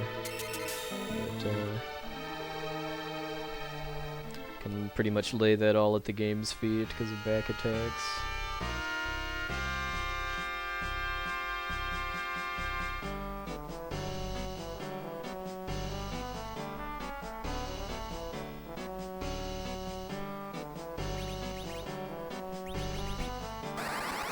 Yeah, I think I always maybe at one point as a kid I called her Rydia, but as long as I can remember at least, it's been Rydia for me. But my rule of thumb though is that pronunciation of names of fictional stuff is fair game as long as it follows some kind of logic. Kind of entertains me that there's some people that post comments on my YouTube videos from like my marathon runs and stuff that get really, really, really angry at how people in the videos pronounce stuff. I think the one that I get the most troll comments about is Zidane.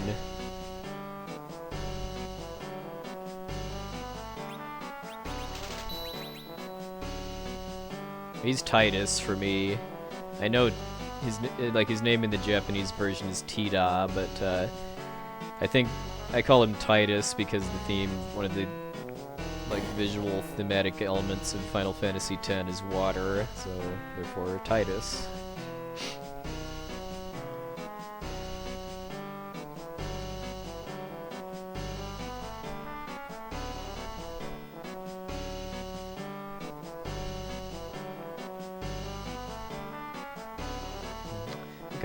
I think I've always just said Balam. Yeah, well, no, they're inconsistent in Kingdom Hearts. I believe in KH1 he's Titus, and KH2 he's Titus, which I approve of, because it means nobody is satisfied.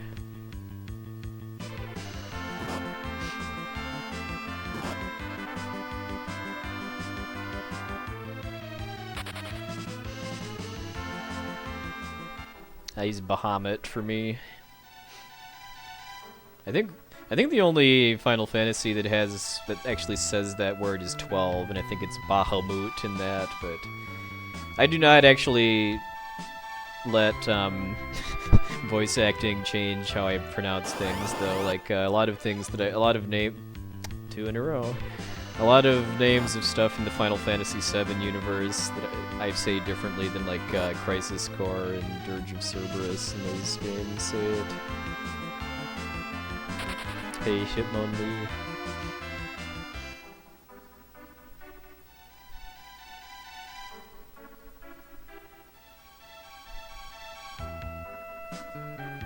Calling it now that the grind fight is going to be a back attack, because why not with how this run's been going.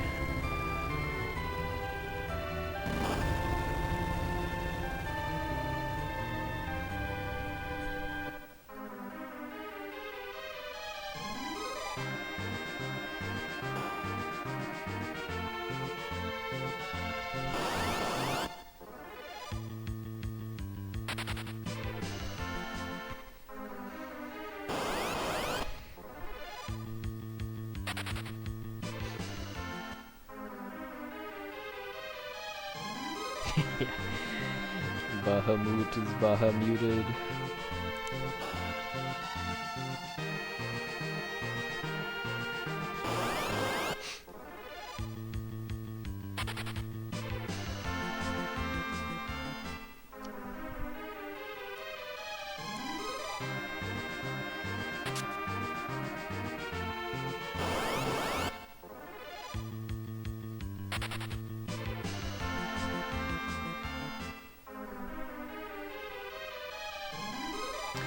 Yeah, that's another thing too. I mean, Cecil is American English and Cecil is British English, is how I look at it. I inconsistently use both, just because in the 3D remakes he's Cecil, but there was a business in the town I grew up in that ran TV commercials that called Cecil's Shoe Repair. So I've heard it said that way for longer.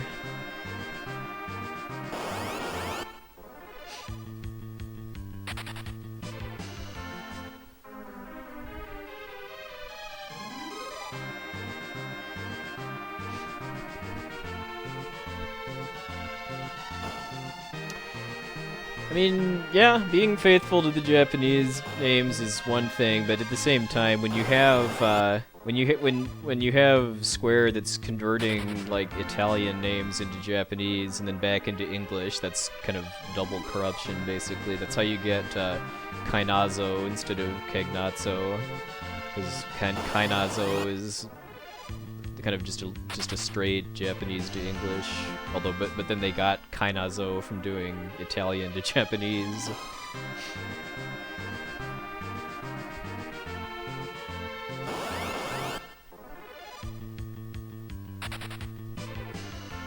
Yeah, like I said, I think Cecil is a much more common way to pronounce that name in America.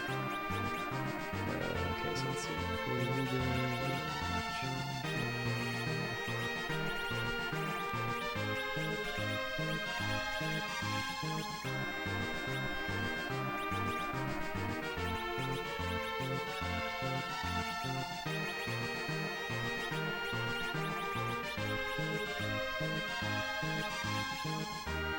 I've been beaten up pretty equally.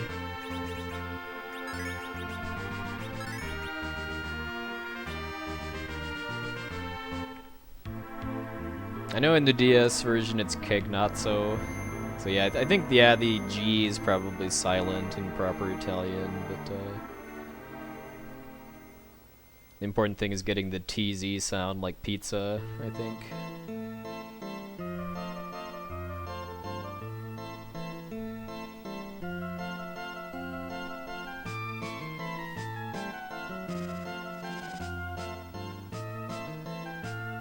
So yeah, ideally I'd already be done with Blue Gay before the 2-hour mark and a good run.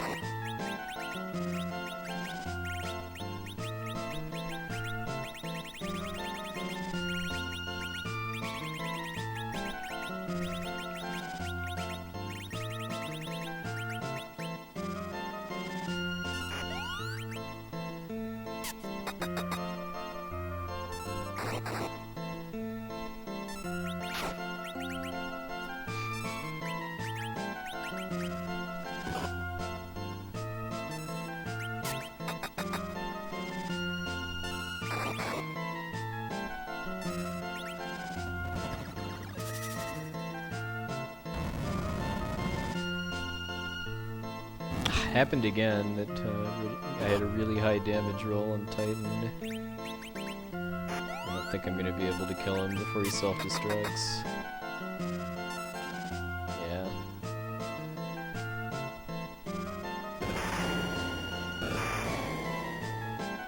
Okay, well at least he didn't kill him, because his HP was low enough.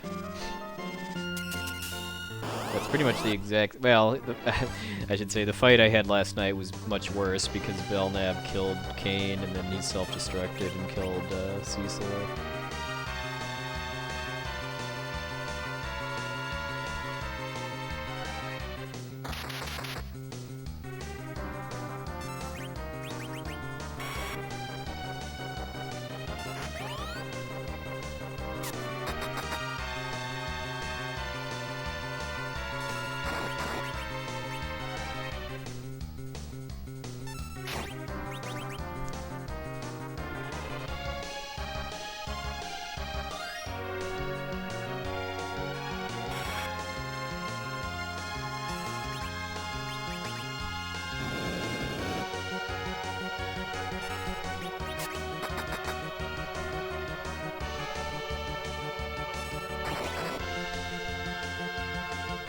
Yeah, most of my friends back in the day called him Dr. Loogie, like Haka Loogie.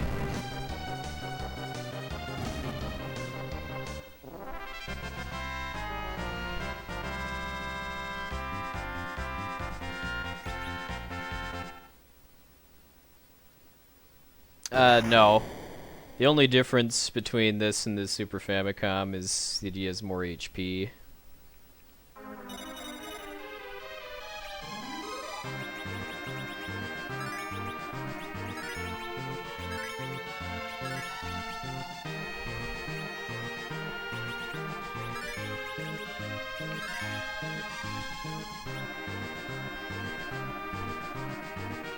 Yeah, it was a nice tower.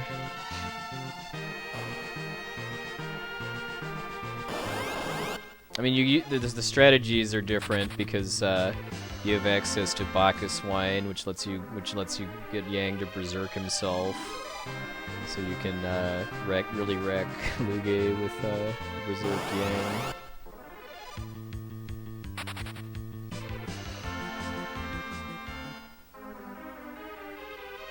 Yeah, I don't believe, but yeah, that's pretty much true for the whole game, really. That in the original Japanese version, the only difference as far as the enemies go is that the bosses have more HP. Your characters have a lot of had a lot of attacks removed though, like Dark Knight Cecil's Dark Wave, Palom and Forum both have special attacks called Bluff and I know it's called Fake Tears in the G2E patch. I don't know what it's called in official remakes.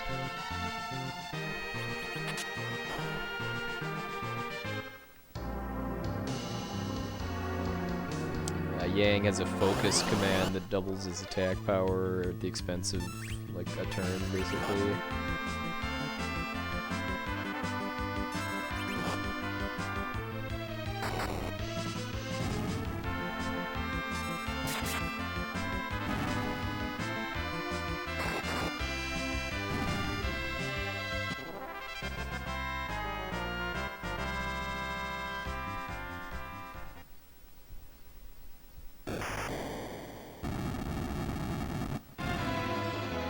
Hard type is pretty laughable just because it's, if you know what you're doing, the Japanese version is easier because of your characters having a lot more cool stuff they can do.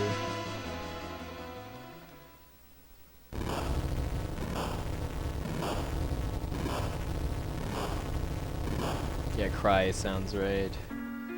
Cry, I think, is actually pretty OP in the DS version. Because, like, when I've watched videos of, like, the super bosses being fought, I know they always start by using Cry on them from the Odd Night system. I have another back attack, why not?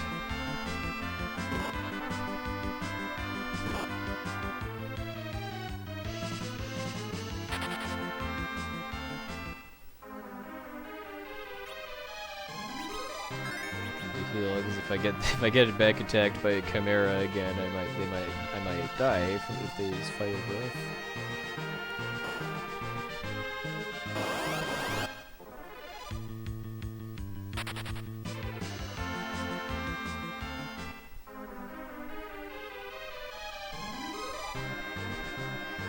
I didn't have to grind to beat the DS version, although I guess it depends on what you mean by grind. I mean, for me, fighting the encounters that you get as you explore dungeons is not grinding. Grinding is if you have to just farm battles to gain experience or items or something.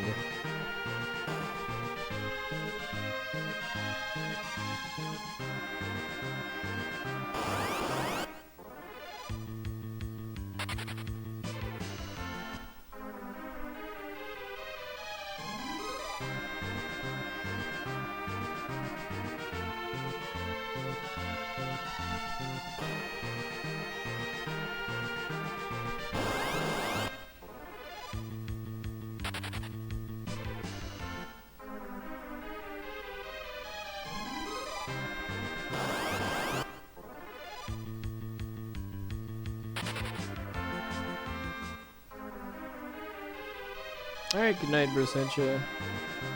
You have yourself a good week.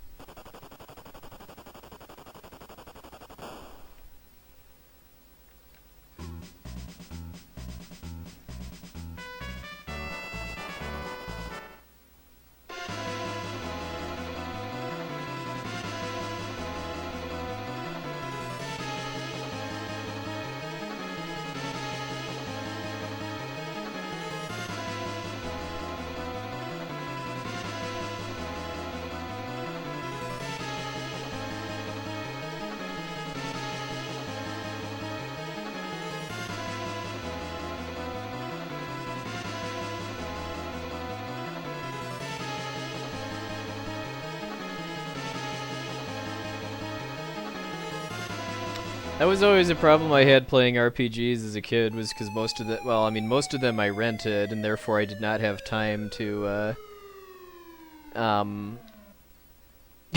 fight everything. I ran from lots of fights in order to try to make progress as quickly as possible, but then often ended up not actually being able to beat the final boss or get through the final dungeon or something. And that's probably the main reason I've never actually beaten Dragon Quest II, is because I only rented it as a kid and was never able to have enough time to grind to get through the Cave Daron.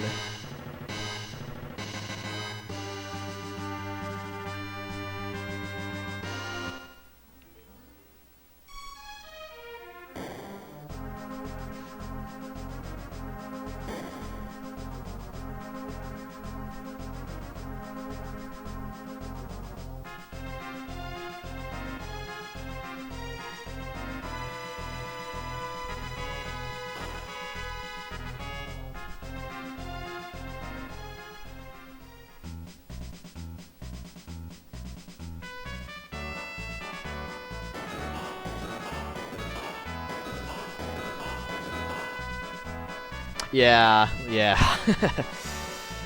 Not to mention the fact that you've got like gold bat boons, and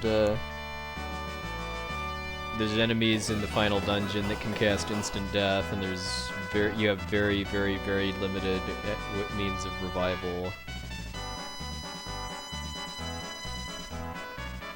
Especially in battle too, just because the Leaf of the World Tree, I believe, in DQ2 revives you with 1 HP, which if you do it in battle generally means that you immediately die again.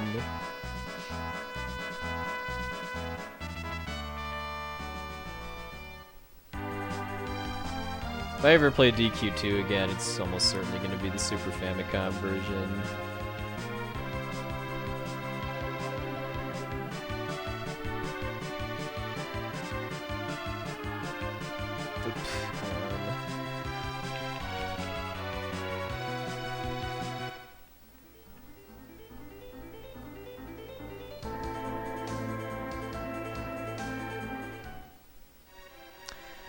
I'll do Chrono Trigger sometime this coming week, probably. I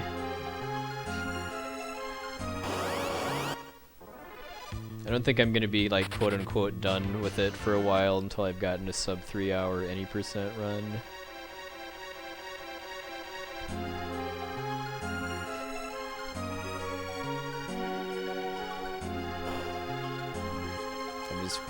Mostly felt like playing this game lately, both just because I've had trouble getting PBs and would like to change that, and there's less pressure on me with this game just because my PB isn't very good yet, whereas it is with Chrono Trigger, and I have to work a lot harder and be willing to reset over more stuff.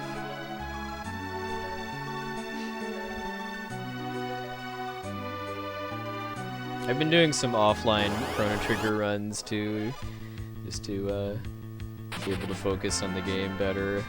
I had one like a week or two ago that was almost like a low 3 hour or so, like somewhere between like 3 hours and 30 seconds. But I choked at the end by mismanaging my equipment, basically.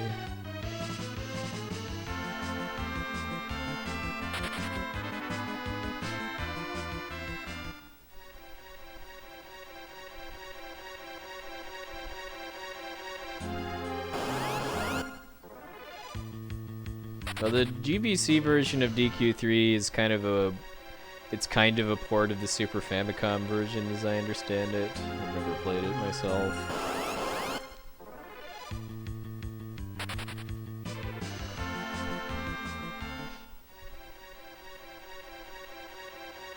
I don't know what that means as far as like the encounter rate and movement speed and stuff, because those are all very different between the NES and the Super Famicom versions. Okay, we're gonna get a last round. Yeah, there we go! I knew it! I knew it! I knew the game wouldn't let me get to edge without giving me bats at least once. Just to twist the knife in this horrendously back attack filled run.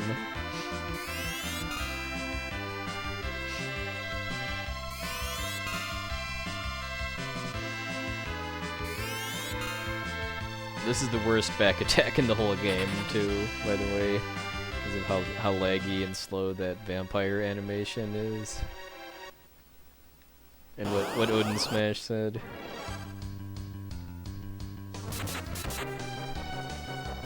Bats are actually pretty much a league of their own when it comes to this game, at least, just because of how evil they are.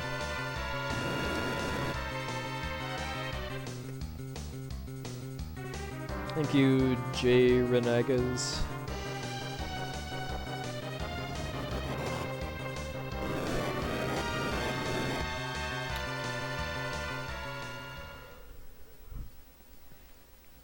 Well, probably gonna be back in the red after Rubicante now because of, again, back attacks. I'm sure I've probably lost, like, in the neighborhood of 5 minutes in this run just off of back attack luck.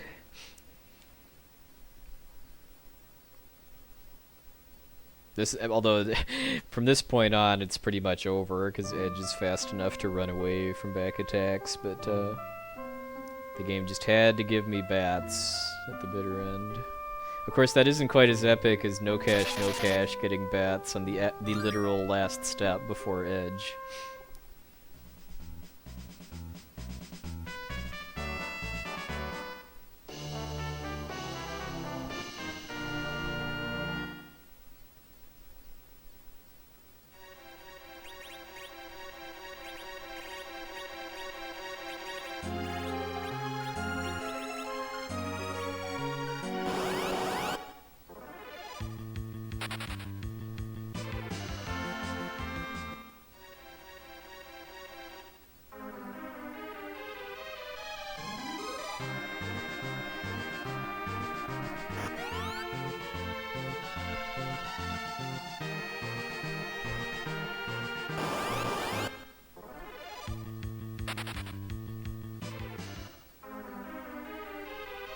Hey, no cash, thank you, sir.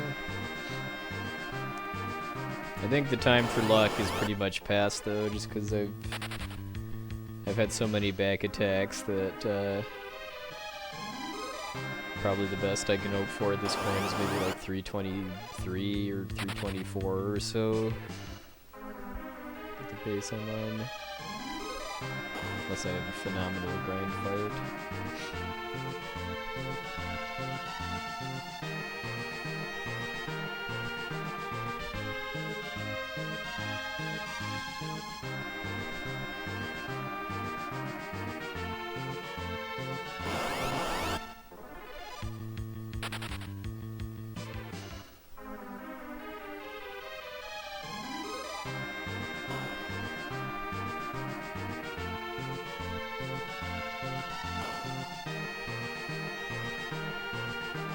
Yeah, I can kind of see that also.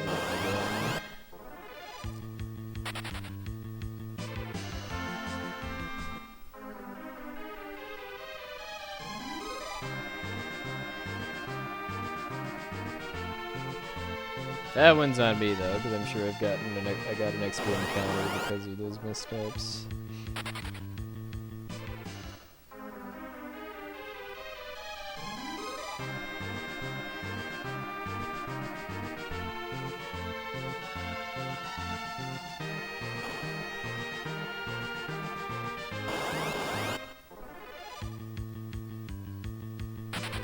Notice how I'm not getting back attacks anymore now that I can run from them.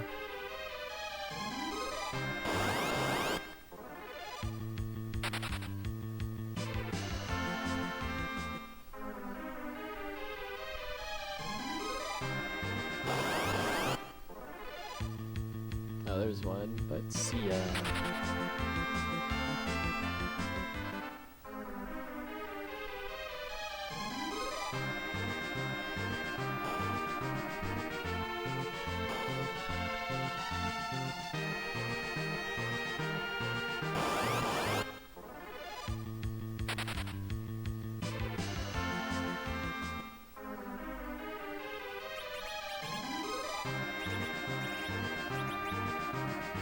Ordinarily, I'd equip the Blizzard Spear during the King and Queen fight, but I'm not gonna bother reviving him just for that.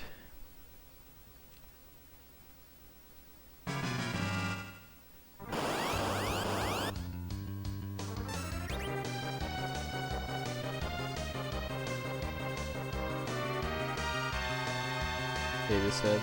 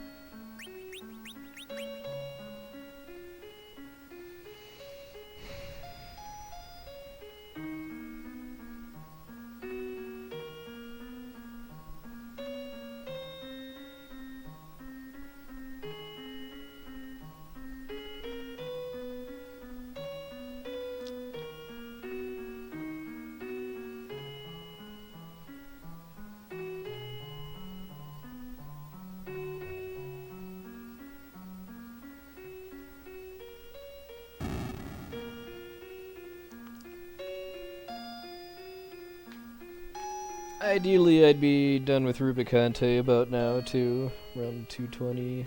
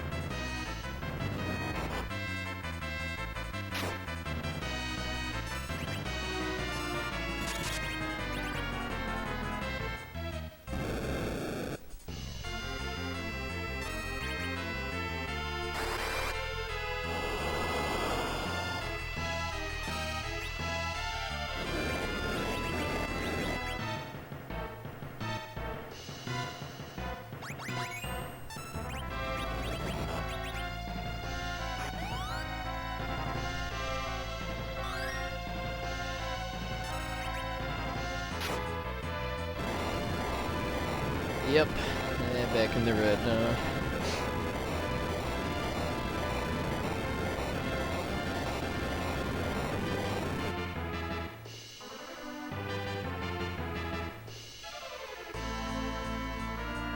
This was Berserk. Had to make sure she lived through that after she died to Lugae.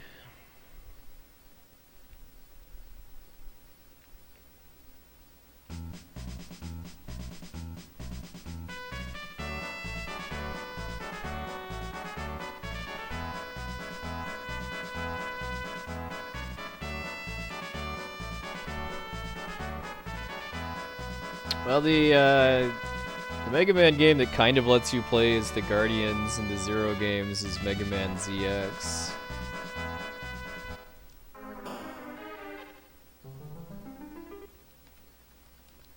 A Super Peatfall?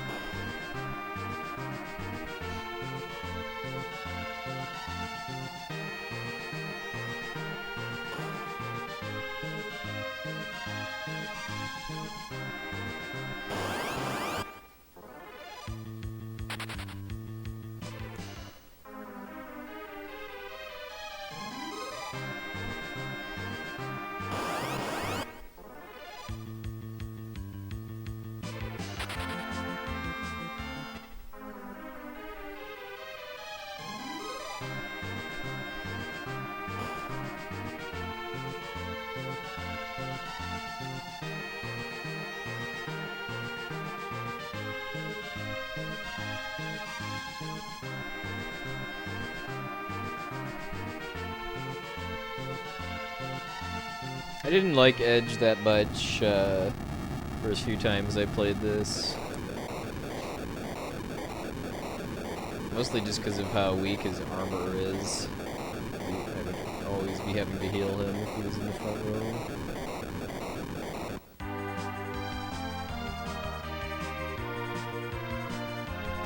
Alright, don't talk to the king.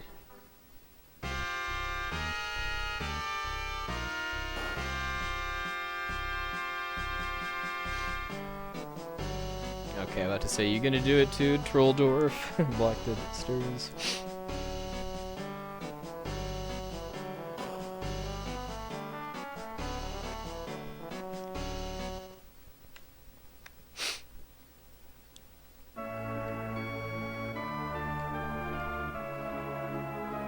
Well, Edge still honestly kind of sucks as a ninja, just because the number of things that he can throw is very limited compared to later Final Fantasies. Like Shadow is so awesome, just because Shadow can throw, I think, literally any weapon that's not like considered special.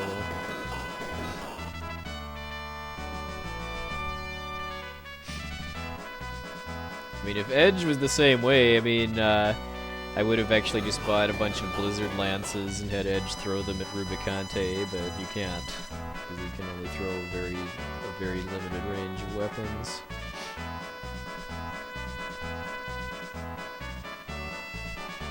Wait, how can they drop his throw pool even more? Like, do they eliminate weapons completely and just let him throw, like, shurikens and stuff now?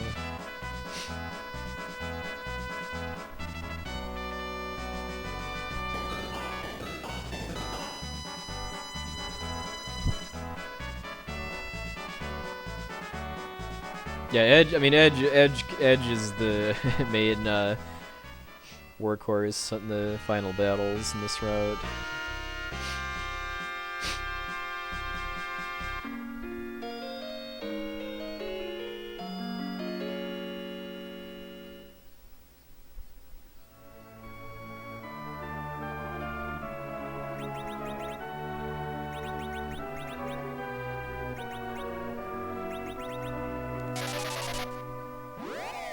Alright, good night, Sand Merchant.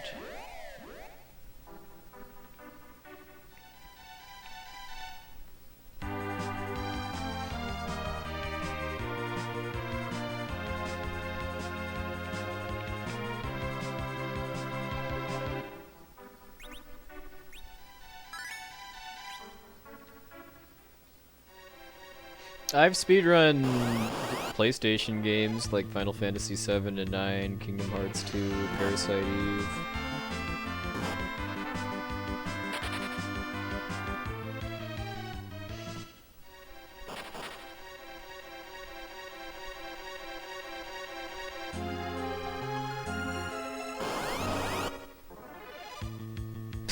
Back attack, back attack, back attack. Never ends in this run until the run's over, I guess. Which I have a feeling might even be here if I get back attacked by the Arachne.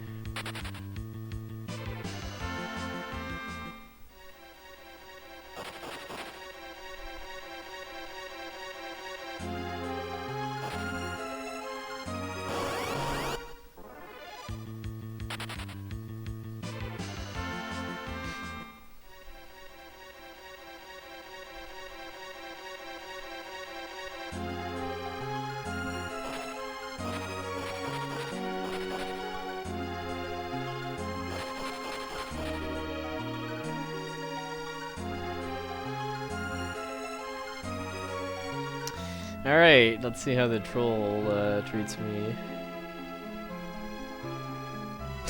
That guy, this purple monster here was such a jerk last night.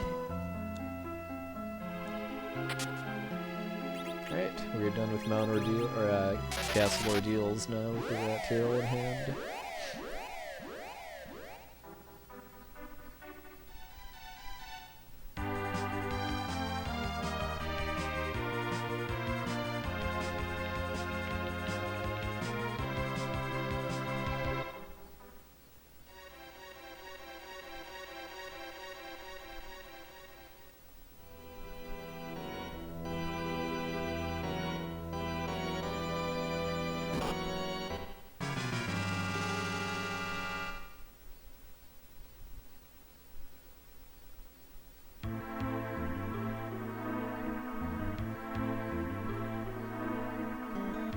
Yeah.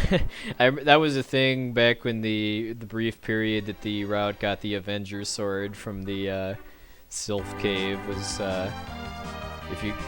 when you cast Exit, because the Avenger Sword chest is on damage tiles. Yeah, you spinning around drains your HP down to 1. And I think I saw Crumps or somebody die to a back attack after that.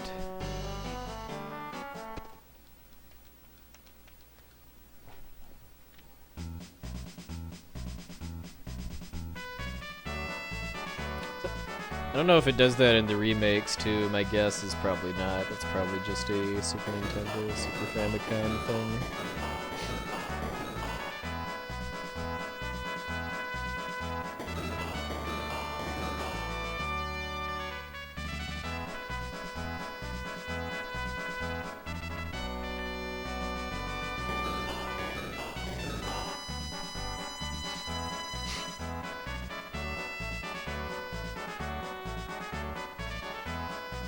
Well, yeah, but you were kind of supposed to have an entire dungeon visit in between these airship remodels, namely the Sealed Cave, which I actually just skipped because of using a glitch to get the Dark Crystal early.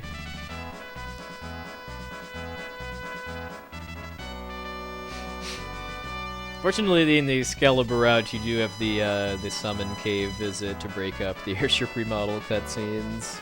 In the Drain Spear route, these cutscenes are just back to back.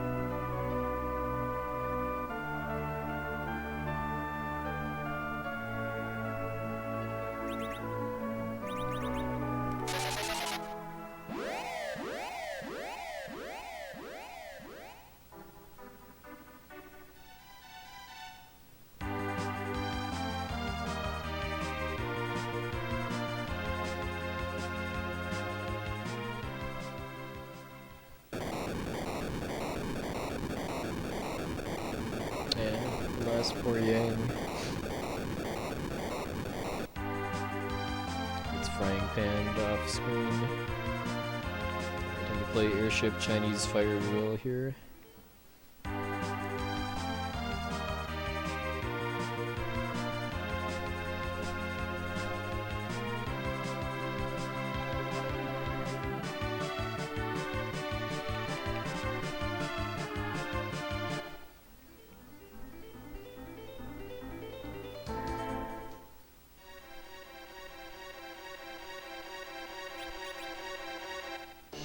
So instead of giving the rat tail to Bahamut, we give it to a little guy in this game.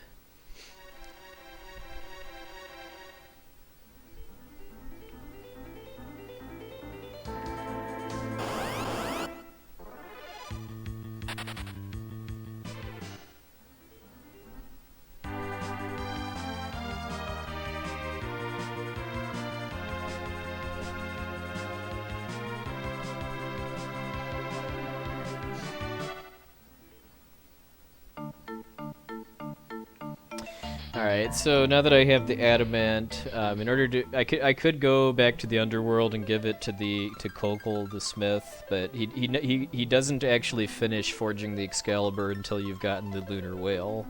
So I'm doing that now, and then I'm gonna go get the Excalibur to finish the quest.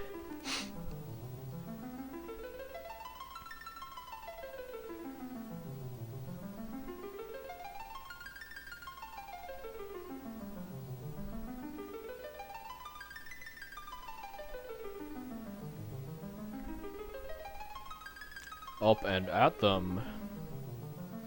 Up and at them.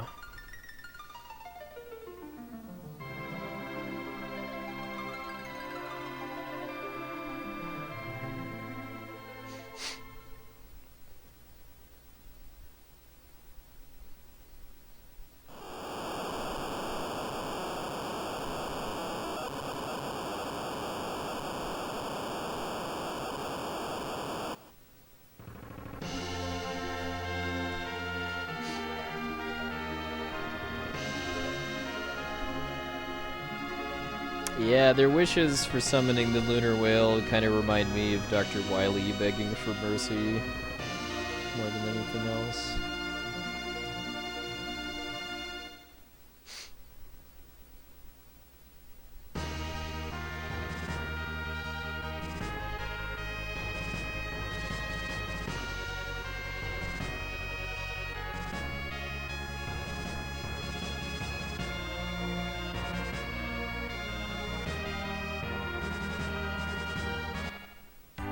Hold that music for a second, I need to go get a sword.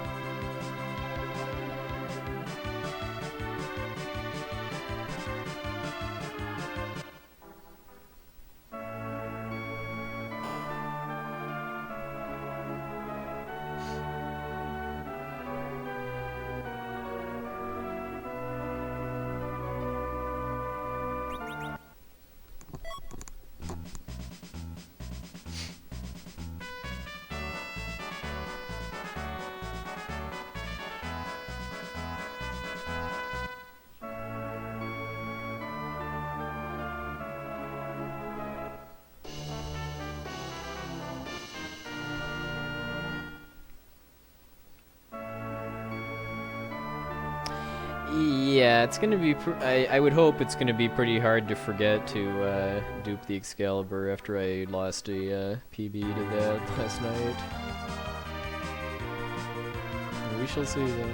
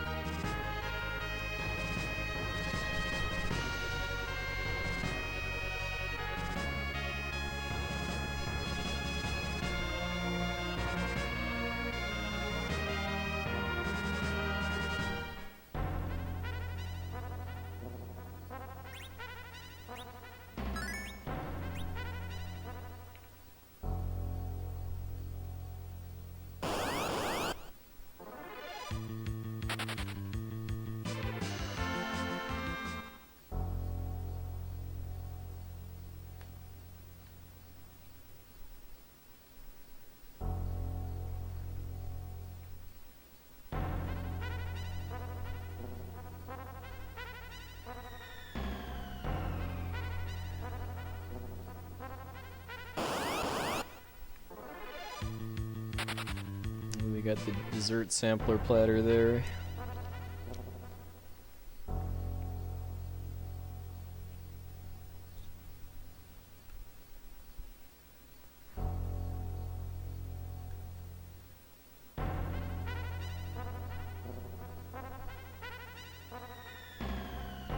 Yeah, that kind of sound in the background is very Earthbound-esque.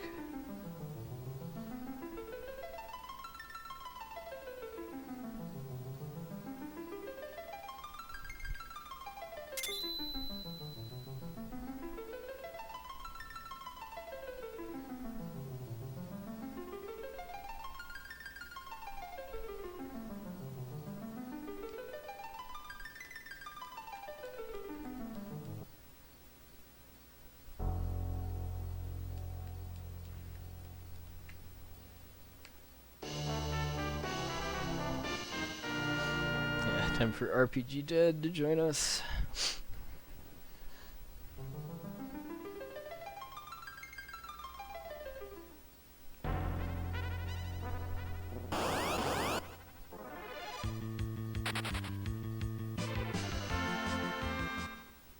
That glorious emote can be yours too if you sub to the RPG Limit Break channel.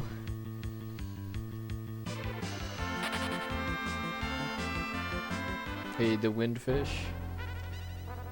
Yeah, the problem with FF9 is that it's a very long run and very filled with randomness, so that makes it kind of hard. That makes me very unmotivated to do runs of it. But I think it's a fun run if you're doing it kind of casually and don't really care what your time is.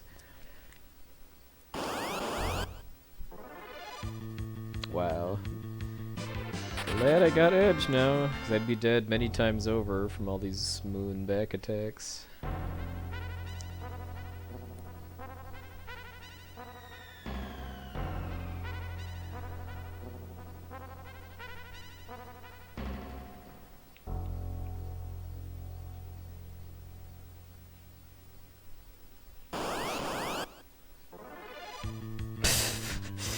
This is just getting silly now.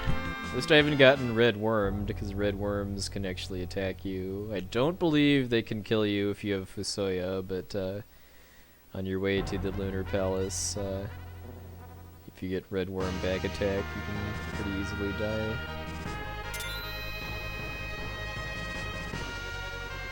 Because the nice thing about these, like, 3 to 5 hour games that I've mostly been running the past like 2 years or so is that it's something that I can do like either on a weeknight or like in the evening on a weekend without having to dedicate an entire day to doing a run.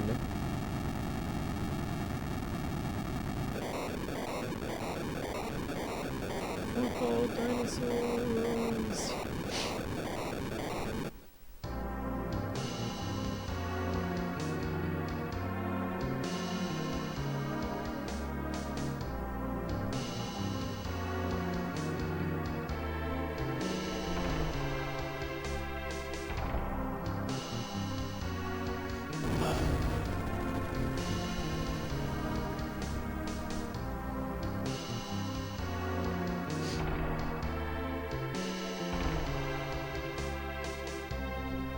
Yeah, there's people that run FF10. I don't really know a whole lot of the active FF10 runners these days, because most of the tweets I see from the Final Fantasy leaderboard site for FF10 are people I've never heard of before. It's, yeah, I guess Seraph is probably the best known FF10 runner.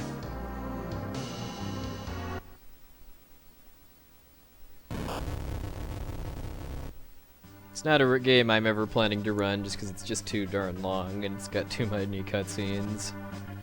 It's about, an average FF10 run is probably about 11 hours long, and I would expect roughly half of that is cutscenes.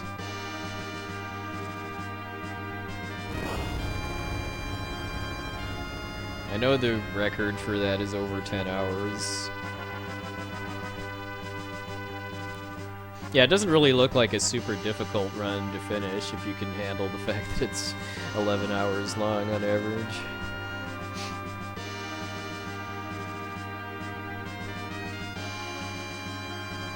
If there was a version of the game that had cutscene skips, I might consider it, just because it does have some pretty cool looking battle strats.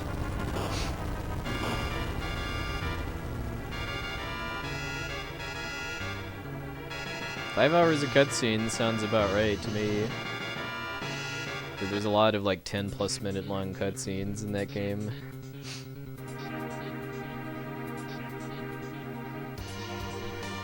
And the last like 3 hours or so of the run are just drag on so long too. Like after you've defeated Unalesca, the cutscenes after that until the rest of the run are awful. Alright, you have yourself a good one, Rain. Probably see you on Splatoon tomorrow night.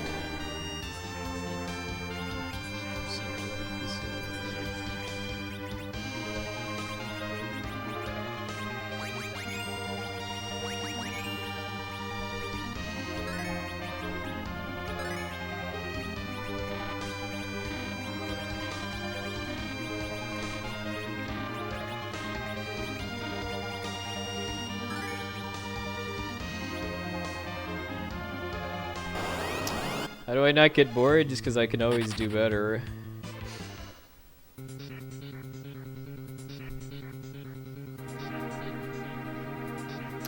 Not anytime soon. If I ever ran a Lufia game, it would probably be Lufia 2, but I wouldn't hold. I would not hold your breath on that.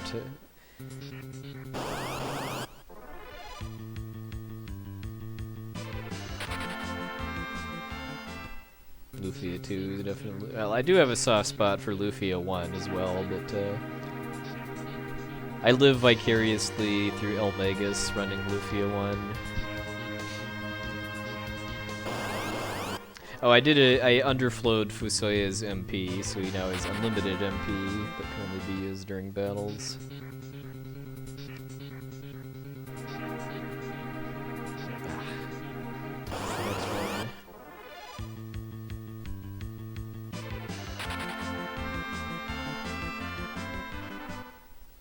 Yeah, no thanks on Xenogears.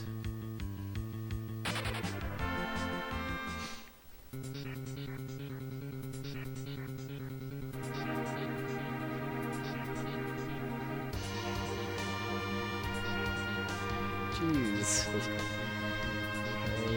do not know how to get through any of these dungeons. Apparently, I've had a lot of missteps.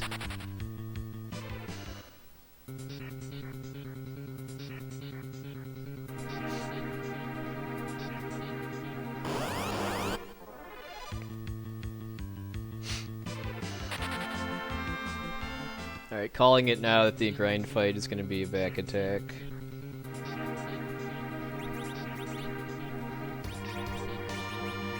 This run just can't have enough of them.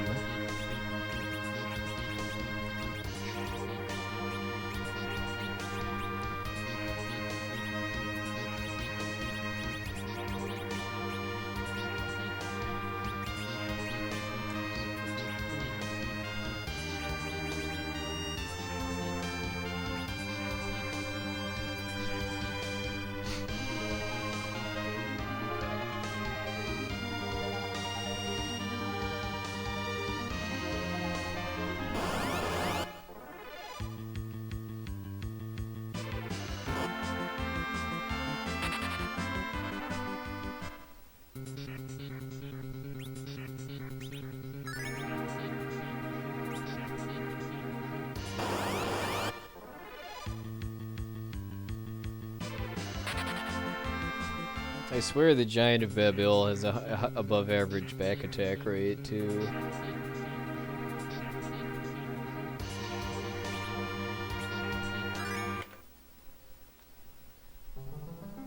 I order my party the way I do because that affects what order their turns come up in during battles.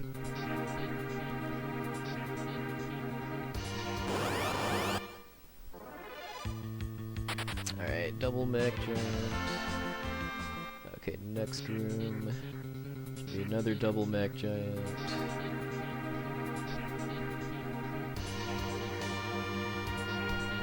Well, unless this is the grind fight. It'll either be more Mac Giants or the fight. Yep, alright, so more Mac Giants.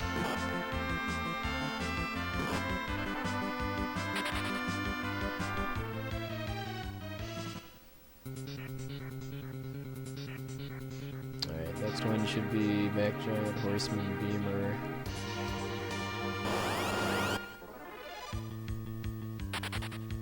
Then a fake grind fight, and then the real one.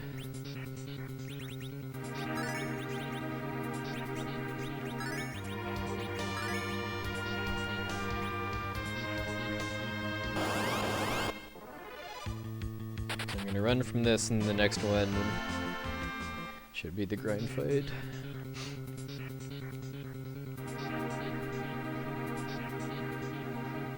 There's certain enemy formations that that it doesn't work on.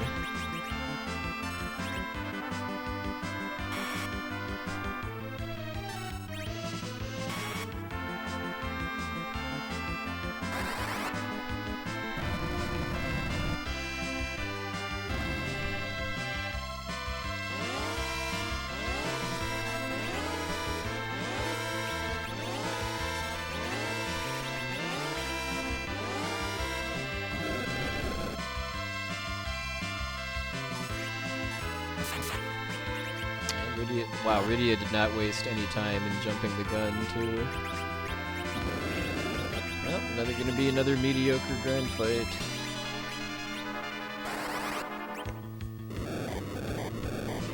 Because there goes the chance for double life.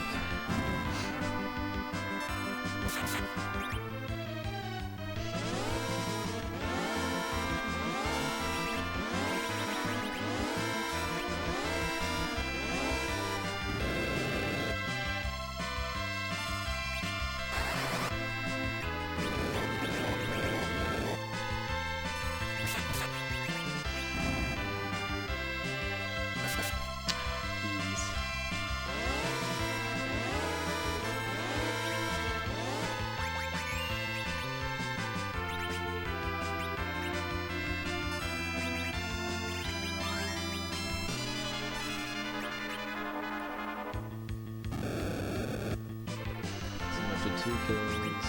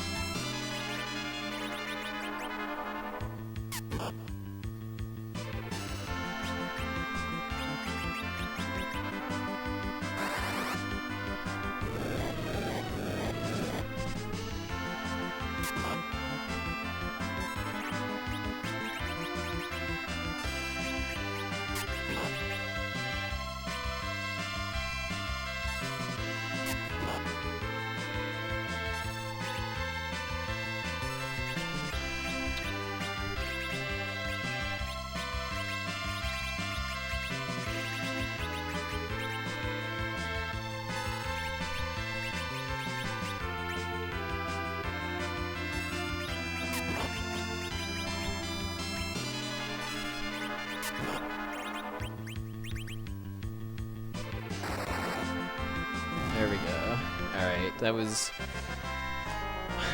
pretty sloppy at the beginning because I was doing extra attacks instead of lives because I was just not properly wrapped around the fight. But I should still beat my PB's fight by at least a minute. Although it took me longer to get it, is the thing too.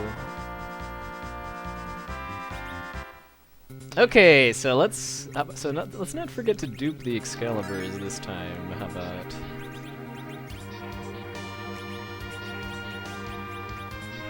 There we go. That wasn't so hard, now was it?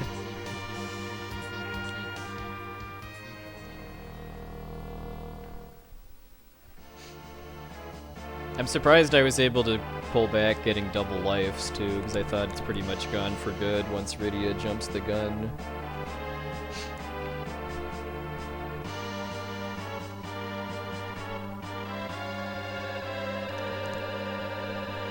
I hit that split when I get to the Fiends, because where I get the grind fight isn't going to be consistent between runs.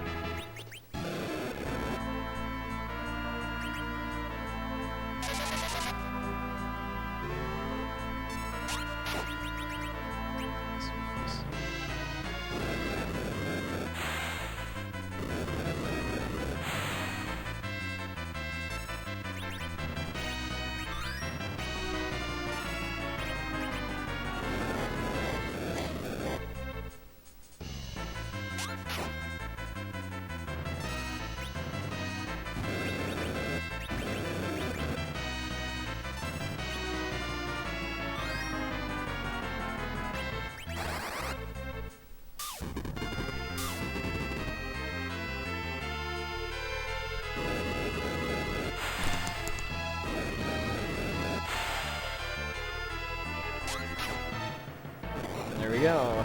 Nice.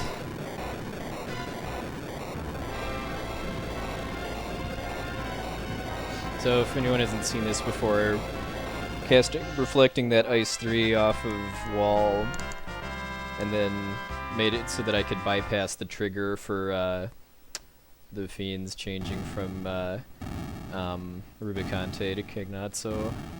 So I skipped half of the fight.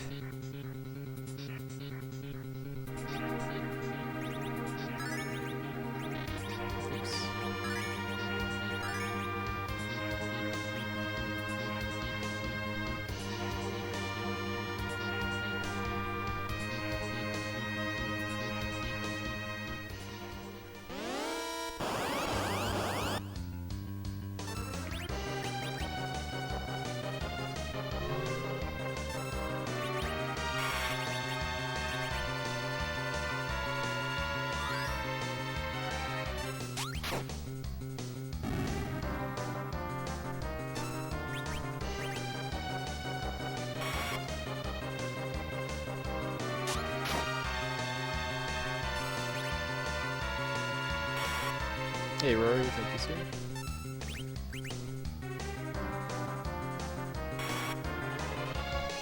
The reason I messed it up yesterday was because I didn't duplicate the Excaliburs before triggering the Fiends.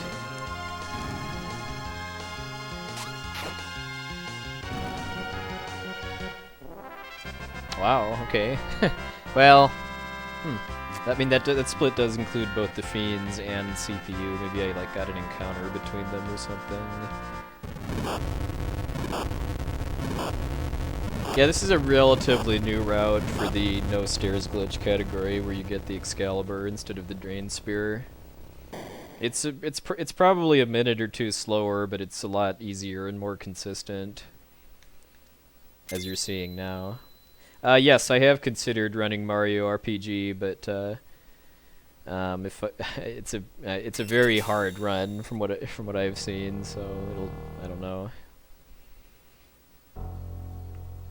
The super jumps is a pretty steep wall to entry. Hey, Farrell. Well, I've got about a minute I can pick up on the Zeroma split if I don't get murdered by red dragons, so... Could probably be looking at a 322. Which is, kind of sad, actually, given how bad this run was with back attacks. Just every dungeon, I just got murdered by back attacks.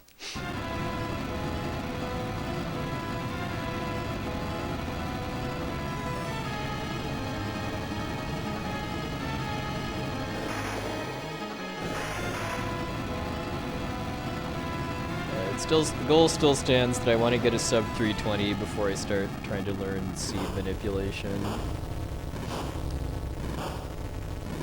Because I made a lot of mistakes with my movement through dungeons and stuff in this run too, and until I can clean that up, I'd be wasting my time trying to do seed manipulation, because that assumes that you know where you're going. Yeah, the Dark Elf Cave was nice to me tonight. Last night I got 5 backer surprise attacks in a row. Hey, after 5, you were just in time for the end.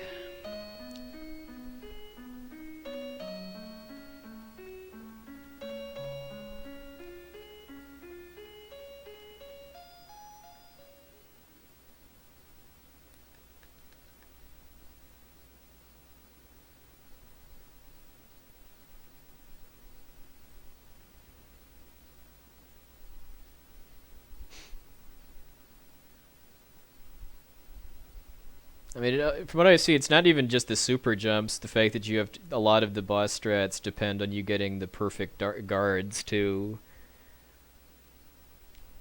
and then lots of really tight encounter dodges and stuff. I mean, I think that kind of makes sense too, as far as why most of the people I know that run Mario RPG do not run any other RPGs besides that one.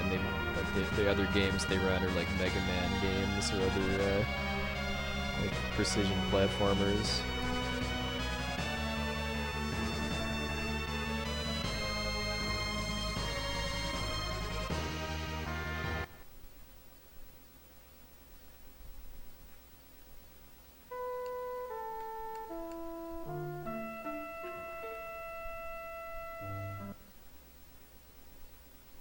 Still kind of surprised I gained. Well, then again, I mean, I lost 4 minutes on the grind fight in my PB. So, I mean, even though it took me a lot longer to find it in this run, I still saved a minute.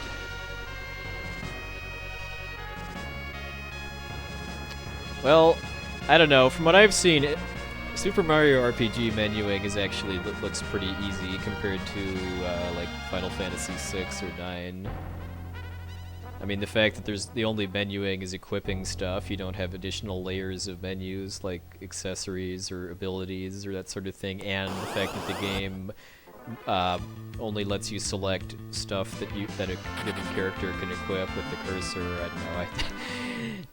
I mean, maybe committing the menus to muscle memory so that you can just fly through them really fast takes some work, but I don't think they look really all that hard compared to like Disc 4 Final Fantasy 9 menus. Those are something else. No, I've never played the After Years and never intend to. It looks like an okay game, but at the same time, it's basically a mobile phone game that was designed around kind of playing in chapters that come out every few months. So trying to play the whole thing from start to finish sounds just very grindy and annoying.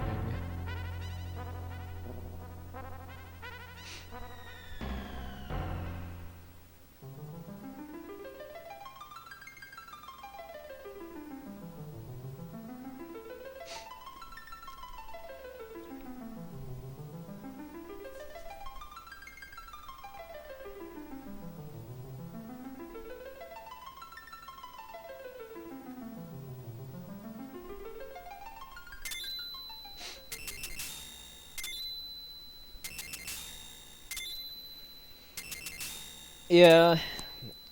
Yeah, the materia stuff is kind of complex, but there's also the fact that the most of the menuing in FF7 is materia.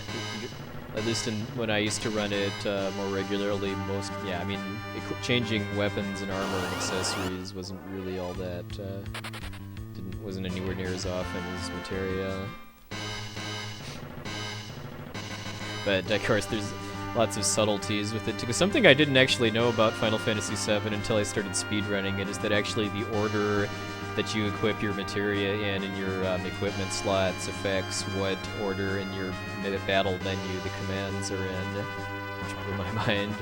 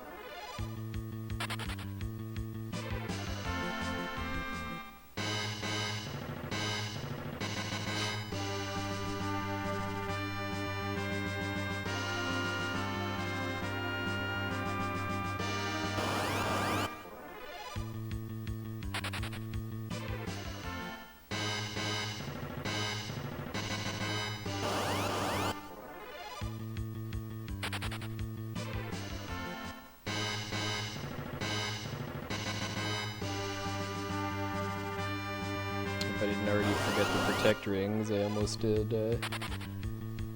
last night.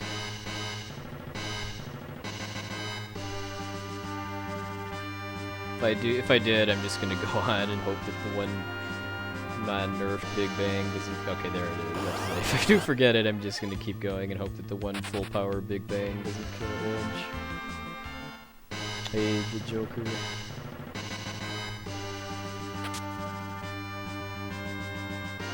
So I'm not doing my final equipping until I get to Zumas because of that changes the turn order and makes it harder to run away from red dragons.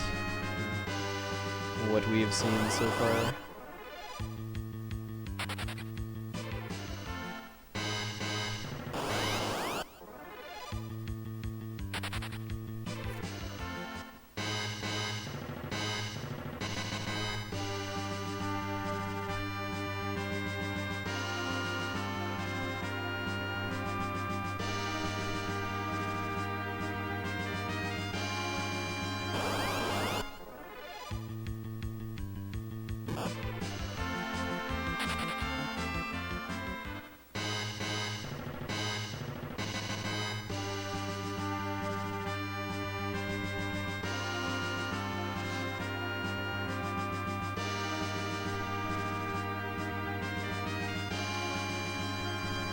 Yeah, these dragons are just, I think those are just their literal Japanese names.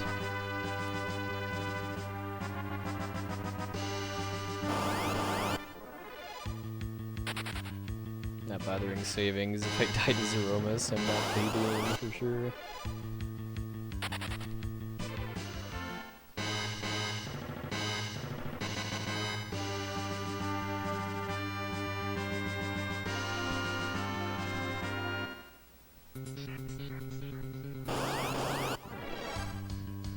Yeah, I mean, like, that's why the main character in Breath of Fire games are all named Ryu or Ryu. I've always said Ryu, although I know Ryu is better in Japanese pronunciation.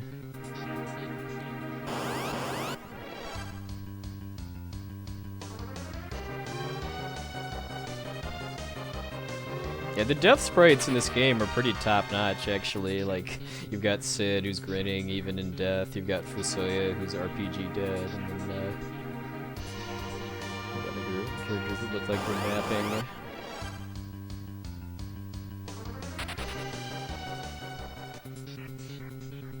I don't like that Edge has under 2400 HP, but at least in the Excalibur route, I only have to, tank one full-power Big Bang.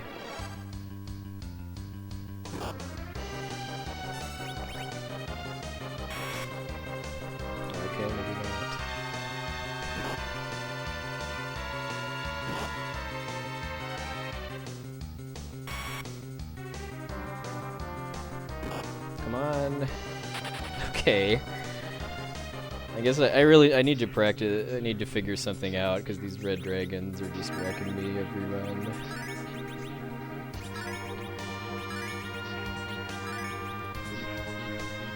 I just don't have my party set up right for Edge to get his turn up fast enough to cast smoke. And actually get away faster than just running.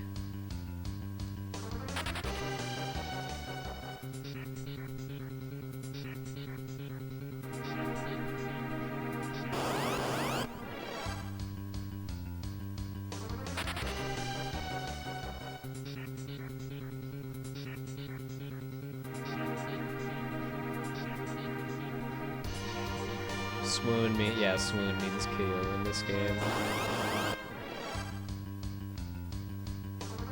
Thank you, Pixel K, for the hosting.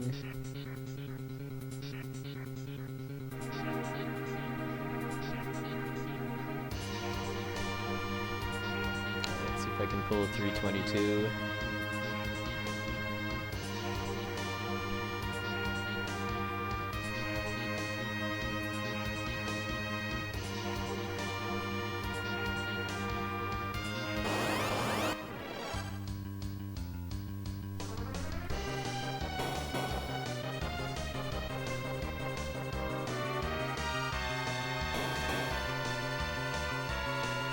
Beautiful. Oh, nice. What was your time?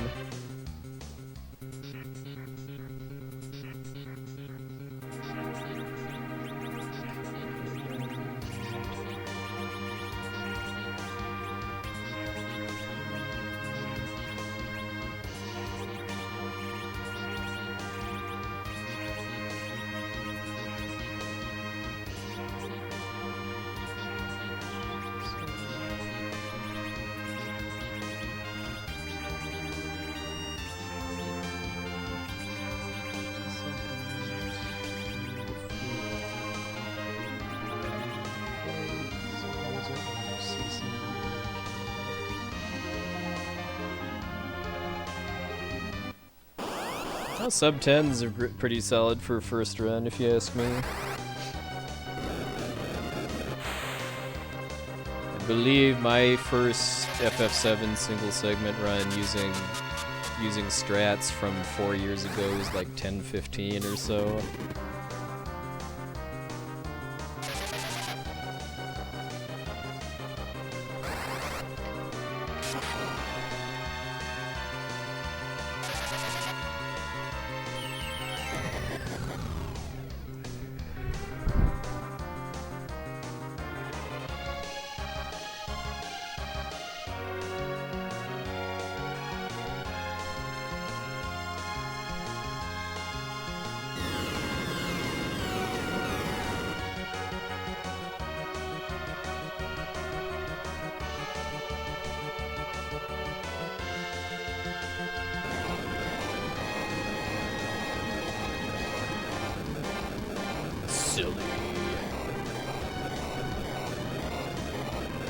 Hopefully his clutch is that almost wipe I just had to the red dragon.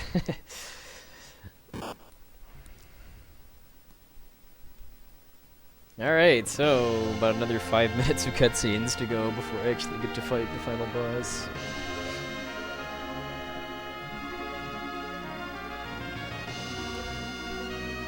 It's kind of silly that the shortest Super Nintendo Final Fantasy speedrun is the longest lead up to the final battle.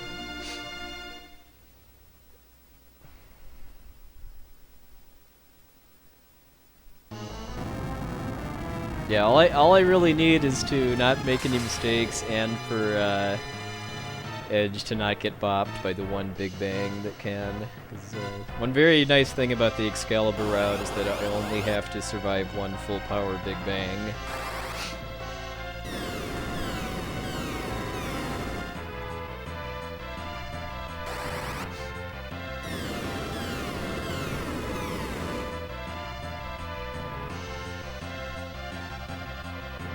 W means double in Japanese. As a kid, I always thought it was like white medio or wizard medio or something, but yeah, it means double. Like, that's why in Final Fantasy VII, the materia that let you do 2 things at once all start with W, like W item, W magic, W summon.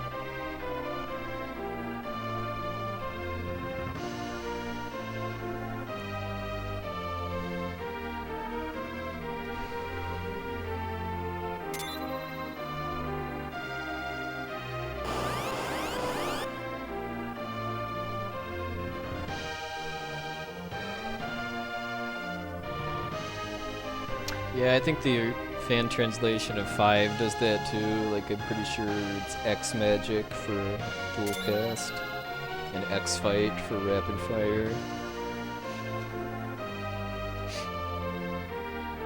Hey, my boy.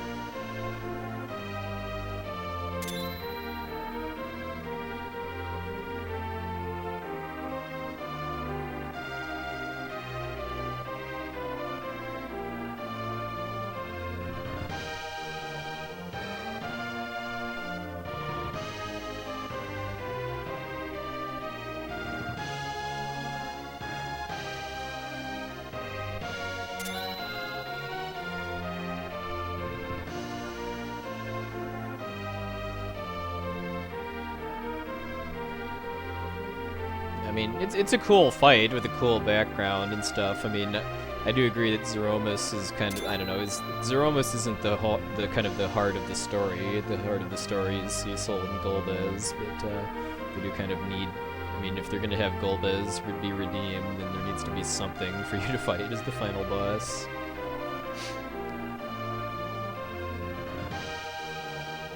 Alright, time to get serious.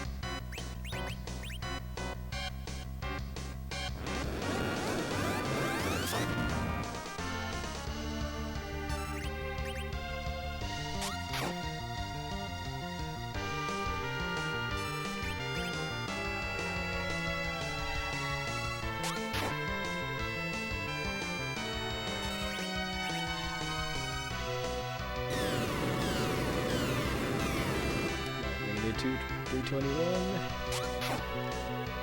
I am! GG!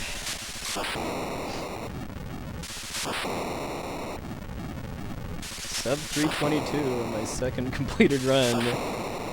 With all of the back attacks too. That was bad. So many back attacks. Probably could have had a sub 320 if I hadn't gotten like the bats and everything else, but 3.5 minute improvement.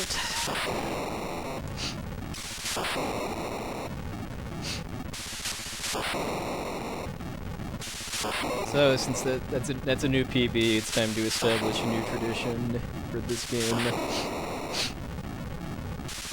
Oh, hey, Spike. Some time for a nice little PB with a ton of gold splits at the end.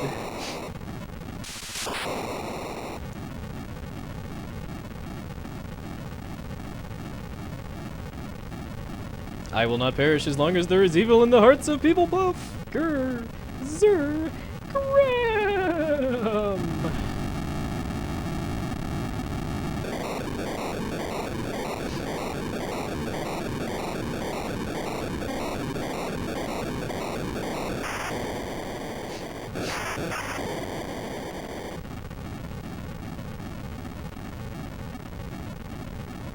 Voice acting Zeromus's death speech is going to become a new tradition for when I PB at this game.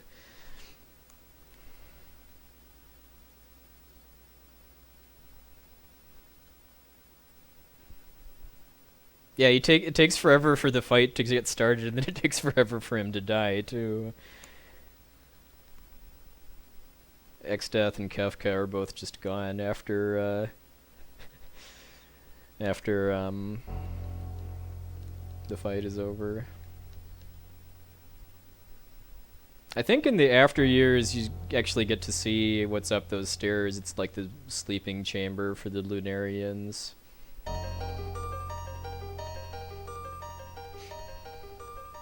Glad to hear, Spike. I didn't miss Chrono Cross, right? I assume you put that on hold because of being abducted by the Legacy Collection. Hey, Shadow Snee.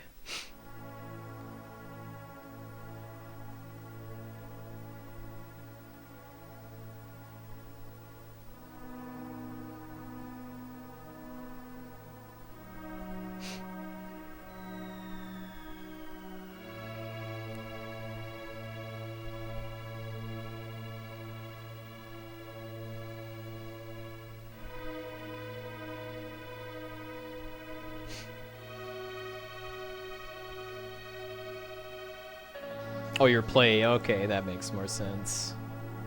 Well, not more sense, but it makes sense. Hey, mister. Yeah. We even have an emote on the RPG Limit Break channel for Dead Fusoya Sprite, which is just a very magical 16-bit collection of pixels.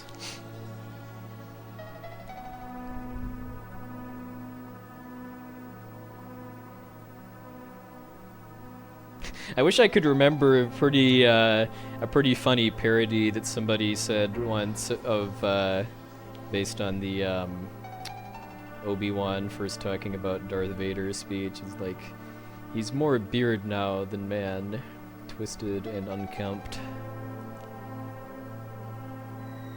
Hey, Bowie. Well, that was my theme for my my FF4 attempts this weekend was alliteration. What was it? Friday night was Friday Night Final Fantasy IV for friends and followers. That run I died to Rubicante. So last night was, what was it, relishing revenge on Rubicante, and then tonight is emptying Excaliburs into enraged evil entities because I forgot to duplicate the Excalibur before the Fiends last night and lost like 4 minutes in that fight.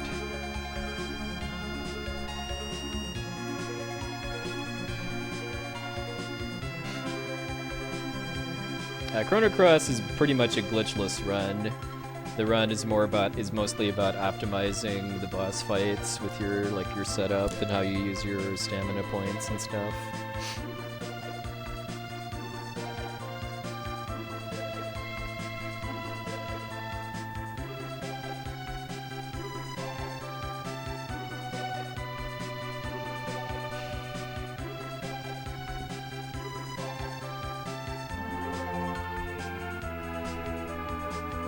Well, that's what this is, Romalian. This run I just finished is extremely glitchy. Like I killed the final boss by throwing a ton of Excaliburs at him, and you're only supposed to be able to get one. My other main RPG project right now is Chrono Trigger, which is very glitchy too. As far as being able to like manipulate boss AI down to what and stuff, and glitch out your equipment so that you have heavy magic resistance and stuff. Yeah, Pokemon's an RPG. Confession, I've actually never played a Pokemon game, but from seeing Pokemon games, it reminds me a lot of the Dragon Quest series.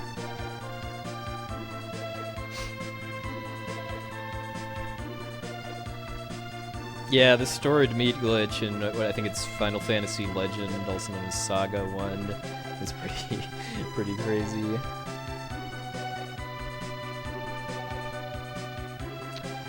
Well, you can skip bosses, like the first boss in the Chrono Trigger run that you actually fight is the Dragon Tank.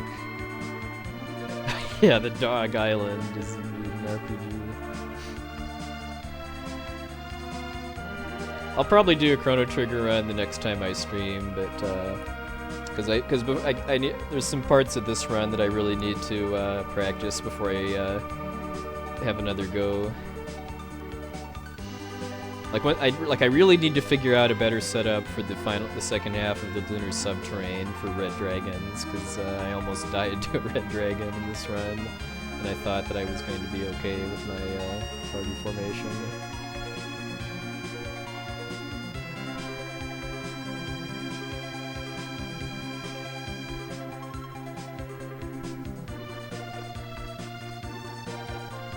Yeah, there's a quadruple frame perfect glitch that you can do to skip Lavos' shell in any % Chrono Trigger, which I'm never doing.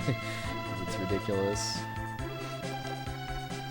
Yeah, Gyre does raise a point that the only way to perfectly guarantee no red dragons is to use the stairs glitch to skip the rest of the game after Golbez.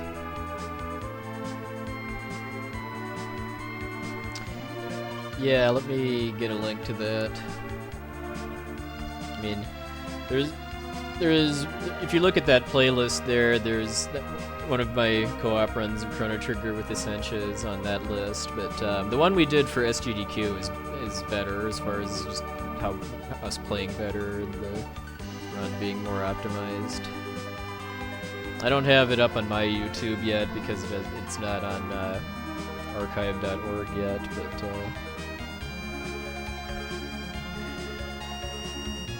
there's the VOD of it that's on the Games Done Quick channel.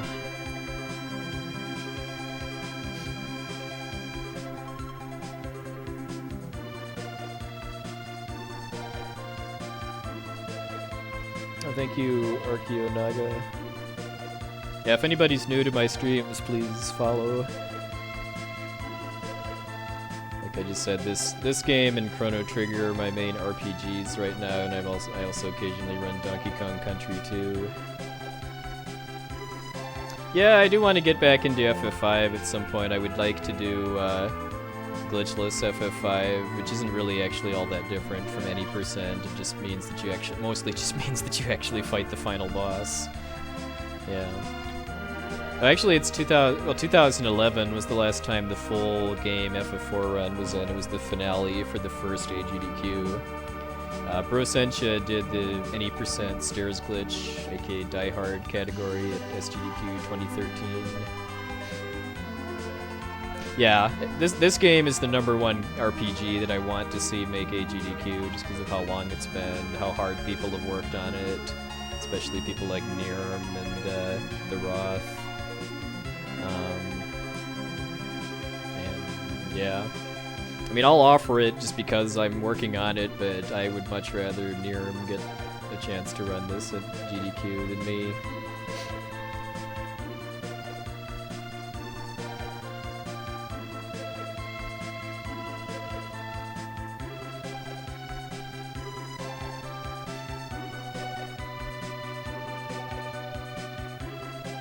Yeah, I mean, we did a 4-way race of this at RPG Limit Break, and 2 of the racers actually finished about...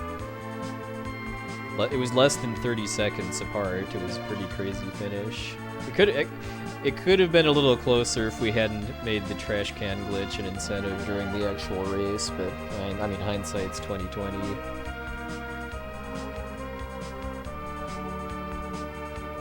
Hey Phoenix, 100k, yes, I just got a 3.5 minute PB at this game.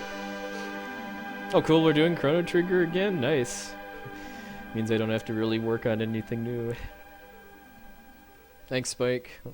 I'll consider that a sealed deal now. Oh yeah, Chrono Trigger all endings, yeah. Although that's actually down to like 8.5 hours now because of a bunch of rerouting that the professionals did.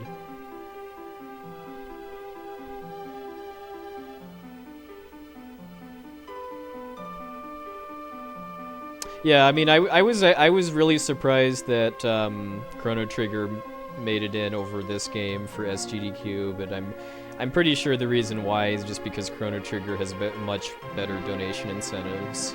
Because for because you have the 100% run, which alone raised 65 grand at SGDQ. This game, I mean, this game's a lot shorter. I mean, than Chrono Trigger 100%. I mean, someone like Nirm, I'm sure, can just do like a 3.5 hour estimate for this and be perfectly safe, especially if they do Excalibur route. But beyond that, the main thing in this game would be renaming the characters with Naming Way. It could be a little interesting too, just because of how Naming Way works. I mean, the character names aren't going to be locked in necessarily. The way Reign of Soten did this when he ran it at the first AGDQ was that he had specific points in the run where he renamed whichever characters were in his party at the time based on who was ahead. Yeah, FF6, any percent with Sketch should be in at some point, but I'd rather see FF4 just because we had even it was a very different run, but we did have FF6 a year ago. Yeah, yeah. I mean, that's why I think that Japanese FF6 could work in Limit Break next year. I mean, that's one of the games I'm going to offer, because even though it doesn't have English character names, it does have the Demon Chocobo and the Serene Suplex. So, and it's quite a bit shorter than the English version because of the text speed too.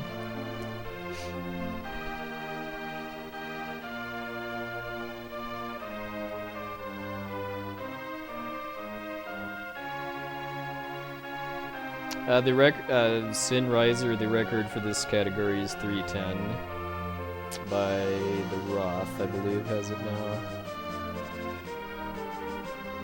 Yeah, I think my two offers for AGDQ are going to be this and IOG 100%. IOG I think is a long shot just because I'd be doing like a 2.5 hour estimate, and it's not really a super popular donation incentive heavy game. It's a good speedrun. I mean, it's really fast paced and has a lot of really technical glitches and stuff, but I'm not kidding myself into thinking that it's that much of a chance. But I mean, nothing to lose in trying. And then I'll offer this just in case. I mean, nobody that's better than me offers it, or a race happens. Hey, Crank. Yeah. I mean, I had a hard time selling Mike on IOG for SGDQ 2012, and it was it was 6 a.m. I think, because I think Soul Blazer was graveyard, and then IOG was early morning, starting around 6 a.m. Hey, Crank. Thank you, sir. I'm surprised I PB'd by this much, given how bad the first half of the run was for luck.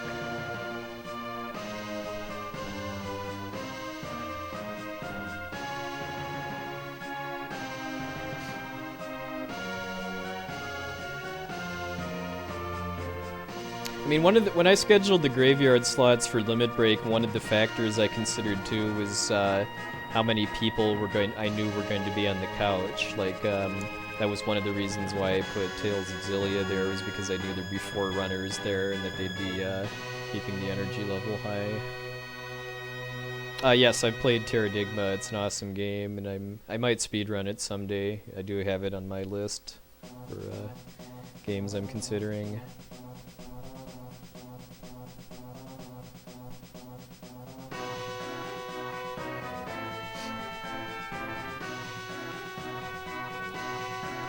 Oh, okay, that's cool. That was something I wanted to work on whenever I got back into the game. I'm assuming it involves waiting on the demo loop.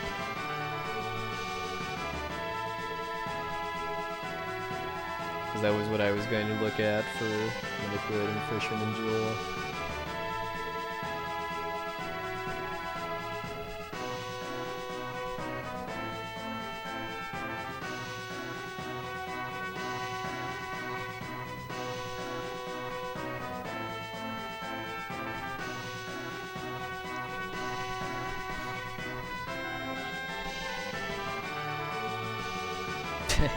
Yeah.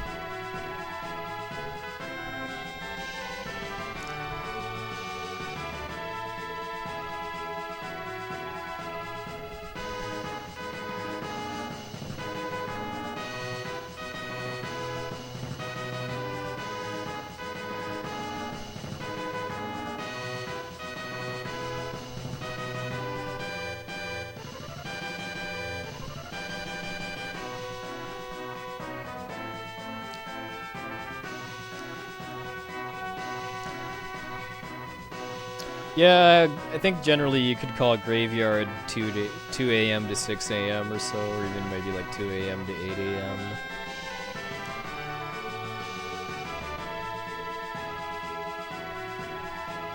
Yeah, FFT is a pretty polarizing game. I mean, strategy RPG speedruns tend to be they're very slow-paced and cerebral.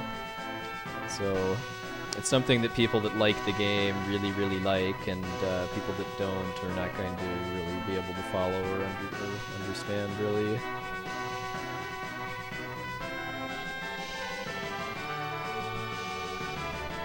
I think the reason Fire Emblem games kind of get out of that trap is because Nintendo first-party games tend to have this kind of aura of love from fans.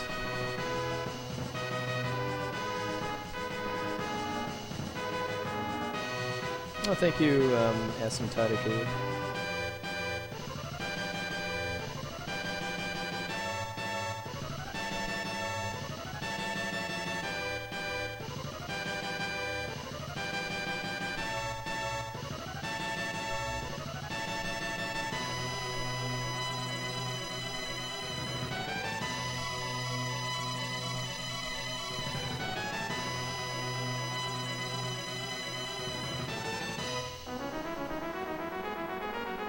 Thank you, Andrain Sigi.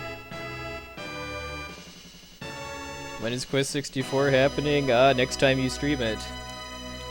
When's it happening on my channel? Probably never, because I have not played the game.